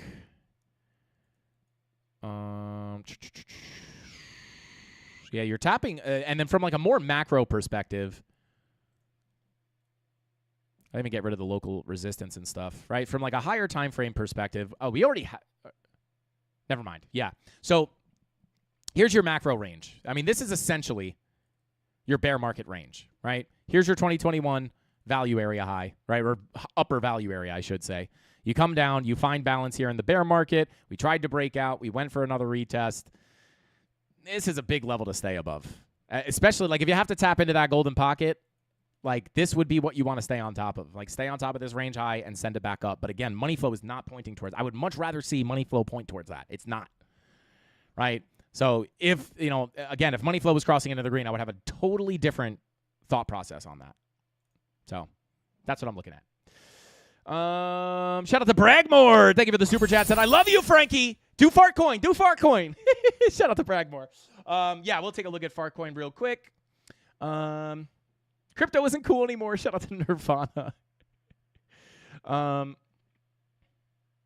Shout out to Sandberger. Said, hey, Frankie, can we try flipping the screen to inverse the money flow? Might just do the trick. Shout out to Sandberger. I don't know if you just tuned in. I literally did that like 2 seconds ago. Shout out to Sandberger. Scrub back if you didn't see that. Shout out to Bragmore. Said, don't buy the dip, buy a cookie for Frankie. Come on, baby. Let's do it. Give me the cookies. Give me the cookies. Rainbow cookies. Italian rainbow cookies are my favorite. How do I get my fib tool to snap to the candles? If you are on PC, just hold down control. So if you have your fib here, when I hold control, you could see my magnet button. Oh, you can't see my magnet button right now. But if you could see my magnet button, I could try to move it over here. You can see my magnet button flashing here. Oh, God. Yeah, see my magnet button flashing? I'm holding control. I'm letting go of control. I'm holding control, letting go of control. So it just like temporarily activates the magnet button, right? So you just go near that wick, and then it'll hold down control, and it will snap to the wick. So you get the exact highs and the exact lows. Or you could just click it as well. But then it will stay on. I don't like doing that. I like to just hold down control. So there you go. Hopefully that answers your question. Let's take a look at Fartcoin real quick. Do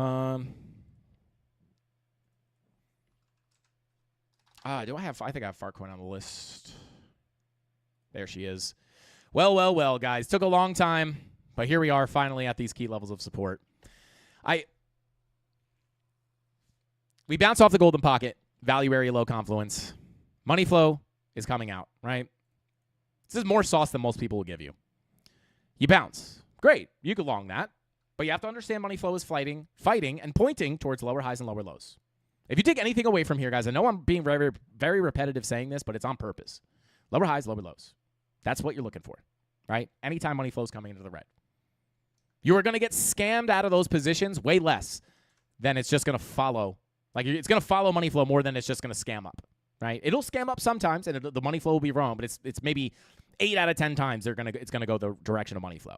So bounce off the golden pocket. Yes, that's a place to put in a higher low and a higher high, but why would you not expect that? Because of your money flow pointing in the wrong direction on the 2-day. So you get the lower high and the lower low. Once you lose the golden pocket, where's the next place for price to likely go? Well, you're probably going to head down towards that 786. Right now, we're getting a little bit of a bounce from the weekly naked point of control, but just underneath that, we have a monthly MPOC and the 786 Fibonacci retracement. This is an extremely important level for Fartcoin, because if we lose this 786, it would invalidate the idea of any higher low and higher high coming in. If you lose this, it could mean that you're going to break structure to the downside, which, according to this chart, would be a new low. I don't know if I'd expect that necessarily, at least just yet. But nonetheless, massive key level of support here. Very simple chart for Fartcoin. You have your volume profile from the low to the POC to the high. From the high to the POC, almost to the low. Back to the high, back to the POC. You lose the POC, you go to the low. Full fill of the range, half fill of the range, full fill of the range. With your Fibonacci retracements down below, right? So this level is sitting between 56 and 51 cents. You do not want to lose this. I'd be okay like slipping it short term, but like you don't want to be closing like weekly candles down there. You lose this, massive, I would say bigger dump coming. Maybe you have some bigger MPOCs down below. I can check. I mean, your next monthly naked point of control is sitting down here at 25 cents. So like, weekly MPOC maybe? No, sitting down here at about 25 cents. Daily MPOCs? All right, so you do have a daily MPOC here. So it's not just totally empty down below. Daily MPOC, and then these are down towards like 27 to 25 cents. So this is, yeah. I mean, if you lose this 786, you're looking down towards 38 cents. And then it's like, could you put in a higher low there? Yes, but it's just like it's not on your Fibonacci retracement. So, and money flow is coming out. So definitely want to hold above this level. And like the reason why I'm not like you want to hold this for a higher low, but even if you do hold it, I wouldn't really necessarily at this moment be looking for the higher high because of the way money flow looks on the 2-day, crossing into the red, on the 3-day, coming out, right? So, biggest key level. If you lose 51 cents, I'm looking down and lose it decisively, right? Not a sweep, right? We don't just want to sweep. If you lose this and can't get back above it, I'm looking down towards 38 cents, plain and simple. So there you go. Every coin feels like Polygon right now. Shout out to Crypto Night. Bali is super nice this time of year. Take a vacation. Shout out to Jeff Gates. When the bear market does come in, I am going to have to take a vacation. Probably not. I'll probably just take some streams off to make the course. Maybe I'll film the course in Bali. That'd be lit. Would you recommend the paid version of Market Cypher B or the free version is good? Shout out to Mikey. There is no free version of Market Cypher. There are clones, but the clones are slightly different. I'm not going to say the clones are useless, right? But they are different. They could still be useful, but a lot of people will say, like, why is your money flow crossing into the green on the daily? Why is your money flow crossing into the red on the daily? My Market Cypher says that it's not, and it's because they're not looking at Market Cypher. They're looking at a completely different clone. Again, not that it's wrong or you can't use that or it's not going to help you at all. It's just different. That's all. So I would say I use the paid version. I find it to be the most accurate. And it's just what I look at, right? Like maybe if I use the other one, I might just be like more used to that. But I find like Market Cypher's money flow is different than all the other ones. So this is what I go by. So it's not useless to use the free ones. I mean, if you have no money to spend on a premium indicator like Market Cypher, I mean, I would say you have an option to use other indicators, even if you're just using the RSI or MACD or something like that. I don't like the MACD, but I use the paid one. I think it's more accurate, and I don't know. I've compared them before. I don't think it was a video. I think we did it on the live stream. They're similar, but they are definitely different. So you just have to be aware of that. But for me personally, I use paid Market Cypher. Let's see.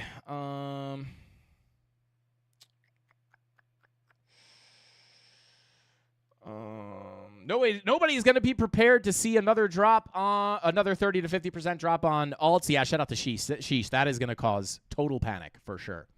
Tony D says, personally, I never use clones because money flow is never the same. Well, shout out to Tony. Front ran me there. Oh, wow. 79%. Yeah, do more earlier streams. Oh, God. Are we going to we might make a big change to the channel here, guys, coming up soon. It's not that I would never go live at night either. But how long have I been live here today? Got to be past 3 hours. Oh, 2 hours and 38 minutes. That's not bad. Let's see. Yo, shout out to Henrik. Said, just joined the premium Discord. I could not fade you any longer. Could you take a look at order book? Shout out to Henrik. You're not talking about a coin, right? Are you asking me to look at the order book? You're not talking about a coin, are you? No, definitely not. I don't really look. So if you want to talk about the order book, what I look at when I talk about looking at order flow, I'm looking at a footprint chart, right? So it's a little bit different, I guess. So this is what I look at. If there's nothing popping up that is of relevance to me, right? And I'm not going to explain exactly what I look for on here. It's much more in-depth, much more complicated. I like to keep the live streams a little bit more simple for the general public. So I cover this a lot more in the premium Discord, but this is what I look at. I don't ever just look at the general order book. I like to look at the footprint charts. I also use this to look at things like CVD, right? I can even pull up a little bit of a lower time frame here. So this is where I look for CVD divergences, things like single prints. I use this to confirm SFPs as well. Again, I'm not going to explain exactly how. I look for absorption on the order flow charts. So yeah, I have a video showing you how to find CVD divergences without a paid ExoCharts subscription. I don't know why I couldn't think of that word. You could find CVD on other things. You could find CVD on TradingView. They're a little bit different. You could use things like Coinalyze to find your CVD, but I like to look at ExoCharts. I've been trying to look to switch, to be honest, because ExoCharts recently, it's my chart will just freeze. And then I have to reload the chart to get the current price action. It's so annoying. But this is what I look at when I mention order flow. This is what I'm looking at a footprint chart. I don't ever just look at the general order book.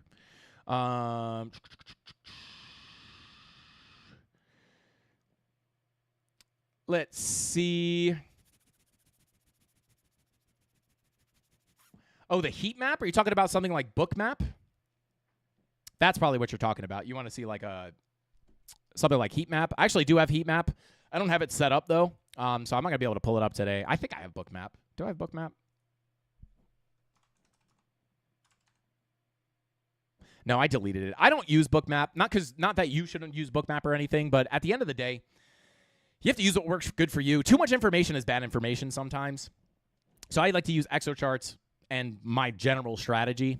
So there was a time where I looked at Bookmap a little bit more, but I don't have it installed, so I can't pull it up, unfortunately. Let's see.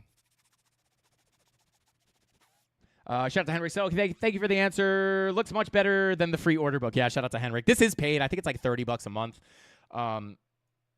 It is definitely very helpful. I'm so inclined to start talking about exactly what I look for on this, but I just know it's going to very likely break a lot of people's brains, and they're going to be like, I don't want to trade anymore. It looks confusing. You do not need to use ExoCharts to be a trader. I just think it greatly increases your entries, right? Helps you snipe the bottoms, right? Because one thing that you can look for here is you can actually see the longs and the shorts, right? So just in a general scenario, when you see a lot of shorts entering in at the low, and you don't just want to look at the orders here, you want to look at the actual net shorts coming in, the open interest, etc. But when you see a lot of shorts entering at a low, it could indicate absorption, right? And here I am just going, you see a ton of shorts coming in here. And again, you do want to look at things like order flow, open interest and stuff like that. But just for example, just pretending this is a perfect example, just a simple explanation. When you see a ton of shorts entering, right? What does this say to me? Well, if I have a key level of support here, and we have a lot of shorts entering at the low, right? This oftentimes will pop up on SFPs, which you actually did have here, right? So you wick down below, close your candle down above. But what happened inside this candle? This allows you to look inside the candle. And it's well, hey, there's a ton of people shorting the bottom here, right? And if it's into a key level of support and that key level of support is not working, well, now what do I know? I know there's a lot of shorts here. Well, what does that mean? That means that their stop losses and liquidations are above, right? So once price snaps back up, now all those shorts are trapped. And the higher price goes, once you start breaking the previous highs, you could start to see those shorts squeeze out. So just like a simple thing, like being able to see where the shorts and the longs are entering and exiting or entering is going to help you a lot with your entries. So there you go. Hopefully that helps you. But yeah, Compound, I'll take a quick look at Compound. I'll just give you the key levels on Compound. Compound's just still chilling in here in the bear market range, right? Like this thing has just done nothing. It would be crazy to me, not impossible, but it would just be crazy to me. I mean, it's not every altcoin's not doing this, let's be honest. But it's just like a lot of altcoins are still stuck in their bear market range. I mean, it would just be crazy for like altcoins to just never get a breakout this cycle. Again, not impossible, but it would just be like bull market 2021 and then it's just dead from here. I mean, it's just crazy. But I would say your next biggest level of support here is going to be sitting on your well, this daily is tapped. That's been tapped. That's been tapped. Your next key level of support here on Compound is going to be sitting on this daily value area low confluence.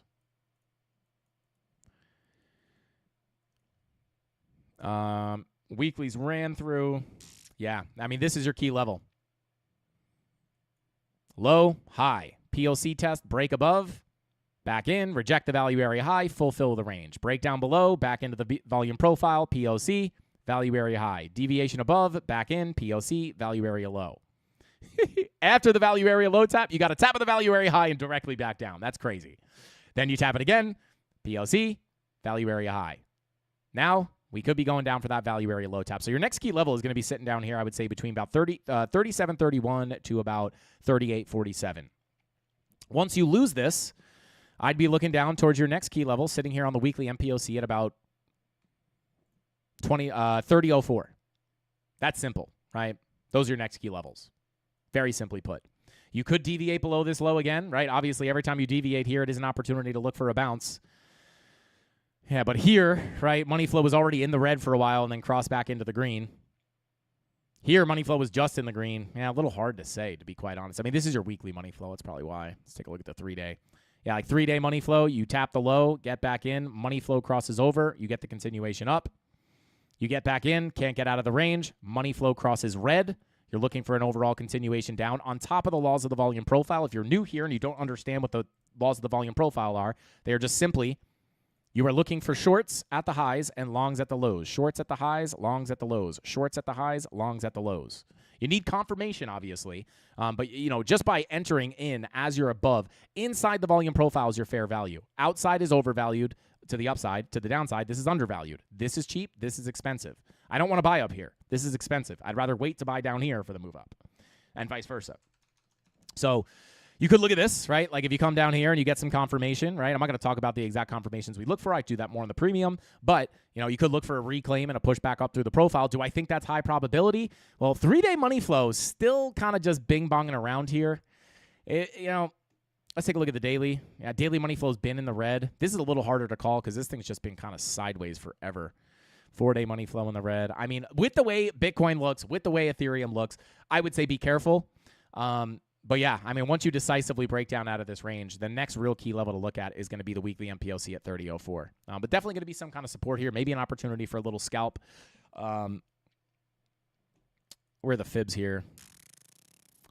Yeah, I mean, you're losing your 786 at that point. You're looking to break these lows. So I personally would say, if I had to guess, again, if I saw confirmations here, I might look for a bounce, but I would just guess that you're probably not going to get awesome confirmation down here because you're losing that 786 and you're probably going to break this low.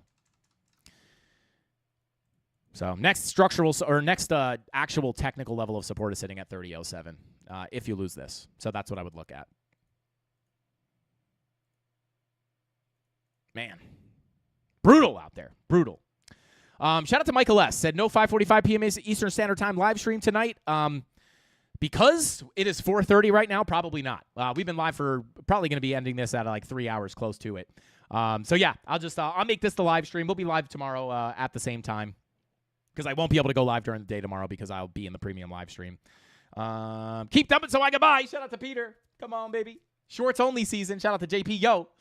What do you think about the monthly on Bitcoin? I'm just going to start, let's see here. Monthly on Bitcoin. Red dot printing. And this is something we've been looking at, right? Weekly bearish divergence confirmed. I don't know why I'm singing it, but weekly bear divs confirmed. Higher highs, lower highs. With the rejection of your 786 Fibonacci retracement. This is why we looked for the break of structure down here to 107K when it happened. On top of that, you had the money flow coming out on the lower daily time frames, and you also had the 2-week bearish divergence, and you also had the monthly bearish divergence, which could very well continue the move to the downside. This is because we've talked about this, right? We're pretty much in the same spot as we were back here. We were looking at all that higher time frame, monthly red dot coming, 2-week bearish divergence printing. We were looking at that all here, which is why we had that bias. Part of the reason why we had the bias of lower highs and lower lows coming, right? But now that we're back here, we could just relook at it. Monthly red dot is printing. 2-week bearish divergence is obviously confirmed. So, it's definitely a sign that you could see some more downside. I can't guarantee it's the top of the bull market. But again, I would say a break below $104,000 really starts, in my opinion, to look like maybe the top is in at 125K. What I can do here is let me check.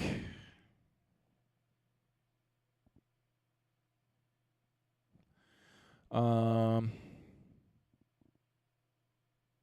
on my phone real quick, guys.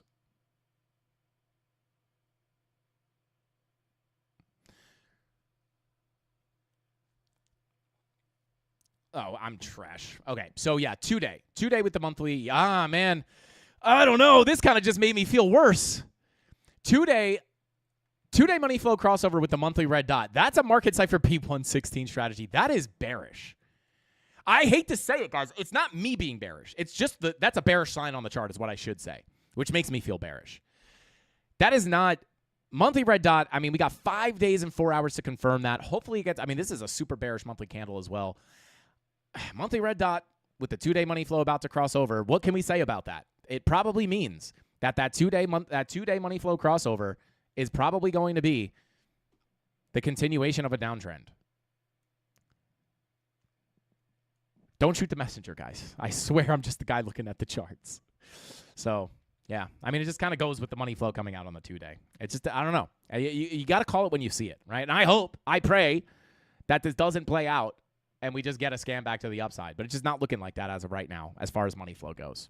So, we'll see what happens, guys. Watch the next key levels of support.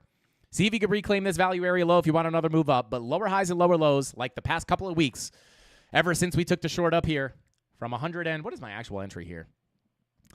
117, 116,936, right? Well, you could see it right here. Ever since we took this short here, the bias has been lower highs and lower lows. First based off low time frame money flow, and now we're starting to see the higher time frame money flow, which could give us a much bigger retracement. Doesn't mean we can't get the bounces to the upside, but continuation of the overall downtrend looks like the higher probability here. It looked like the higher probability yesterday. That played out.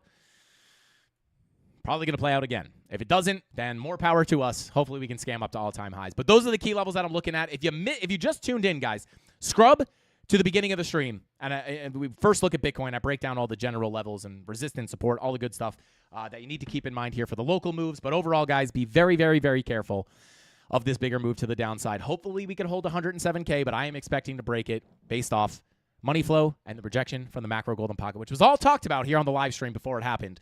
So make sure you subscribe to the channel. Turn on notifications so you don't miss the urgent random live streams like today and the market updates that we drop when Bitcoin gets big moves. So yeah, with all that being said, that's all the time. Mikey said we all know you're riding that short all the way down to 70K. I hope not. I hope not, right? I'll make some money on it, but I really hope that's not the case for the sake of the bull market. But yeah, thank you guys so much for being here. I appreciate every single one of you guys. If you could, please smash the like button on your way out. We greatly appreciate it and helps out the channel more than you realize. Yeah. No live stream at 5:45, guys. I'll see you tomorrow. Same place, same time, 5:45 p.m. Eastern Standard Time tomorrow.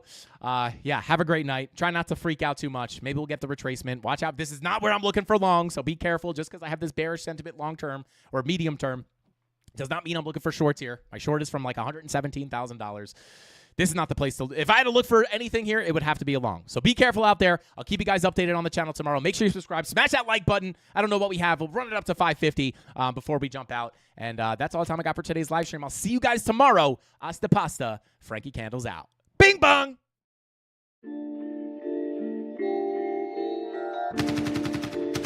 Look what's next for me, Joe. I'm gonna get that second bell. Where the is it? They should have had them 2 bells ready. Space shine for me. Yeah. Head up in the clouds, dog, they saying I look stressed. I've been feeling down, pray to God that I'm up next. Remember when she blew me off, that's why I can't text. Now she call me petty, but I swear I can't forget. This ain't a test. Now they saying that I ball like Jerry West. Coming back for what is mine, can't take no less. I said go and take a shot, so I need your best. And stop the threats, don't know what is in me. I don't got time, I'm not giving the energy. Too many people around me, I'm finicky. I do not mess with you, dog, you're not kidding me. You don't got way too close. I've been up at the top now, so they all wait for the landslide. I seen too many people that switched up, whose man's high. Through it all, I stay the same, I swear to God, I can't lie. Been down so damn low that I came up from my life. They talk way too much on the internet, it's not real life. I swear my fam waiting, I can't lose, and I'm still right. Still right, I swear that I'm working them up till like midnight. It's real life, I got a time and I'm coming to get mine. In time, I cannot lose and I'm coming right inside. I'm in my, yeah.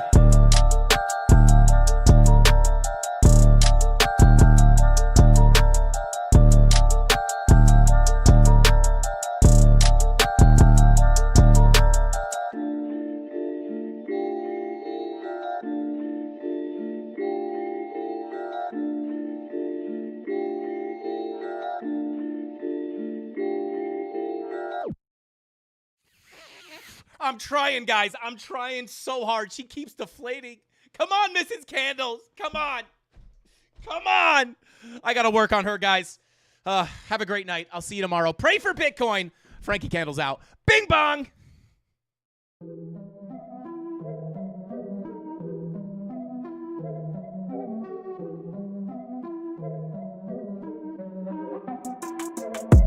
Here we go, at the top of the class on a roll, and it's time to run it up, yeah you know. Maxed out, put the pedal to the floor, ayy, on the road, here we go. Yeah, we winning by a landslide. Never see me coming, I'm a landmine. Yeah, I ain't taking orders in command like, yeah, you about to see me on demand like, you know on demand. If you ain't know, you about to understand. Yeah, I got the team by my side, right hand. Yeah, take it to a string, you ain't seen it like that. Yeah, and it's the dream, and we coming for the bag. Yeah, and we ain't never going back now. Future expedited, now we on the fast track now. They won't lend a hand, now they see us on the map now. It's time to act out. Here we go, at the top of the class on a roll, and it's time to run it up, yeah you know. Maxed out, put the pedal to the floor, ayy, on the road, here we go, yeah, at the top of the class on a roll, ayy, and it's time to run it up, yeah, you know, yeah, maxed out, put the pedal to the floor, yeah, on the road, here we go, here we go.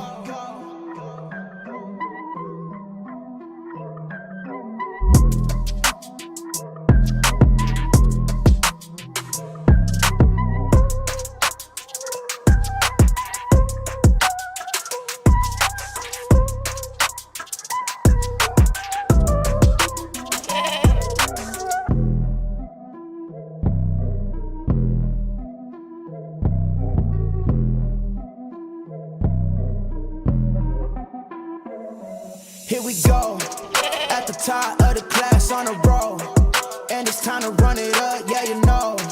Maxed out, put the pedal to the floor.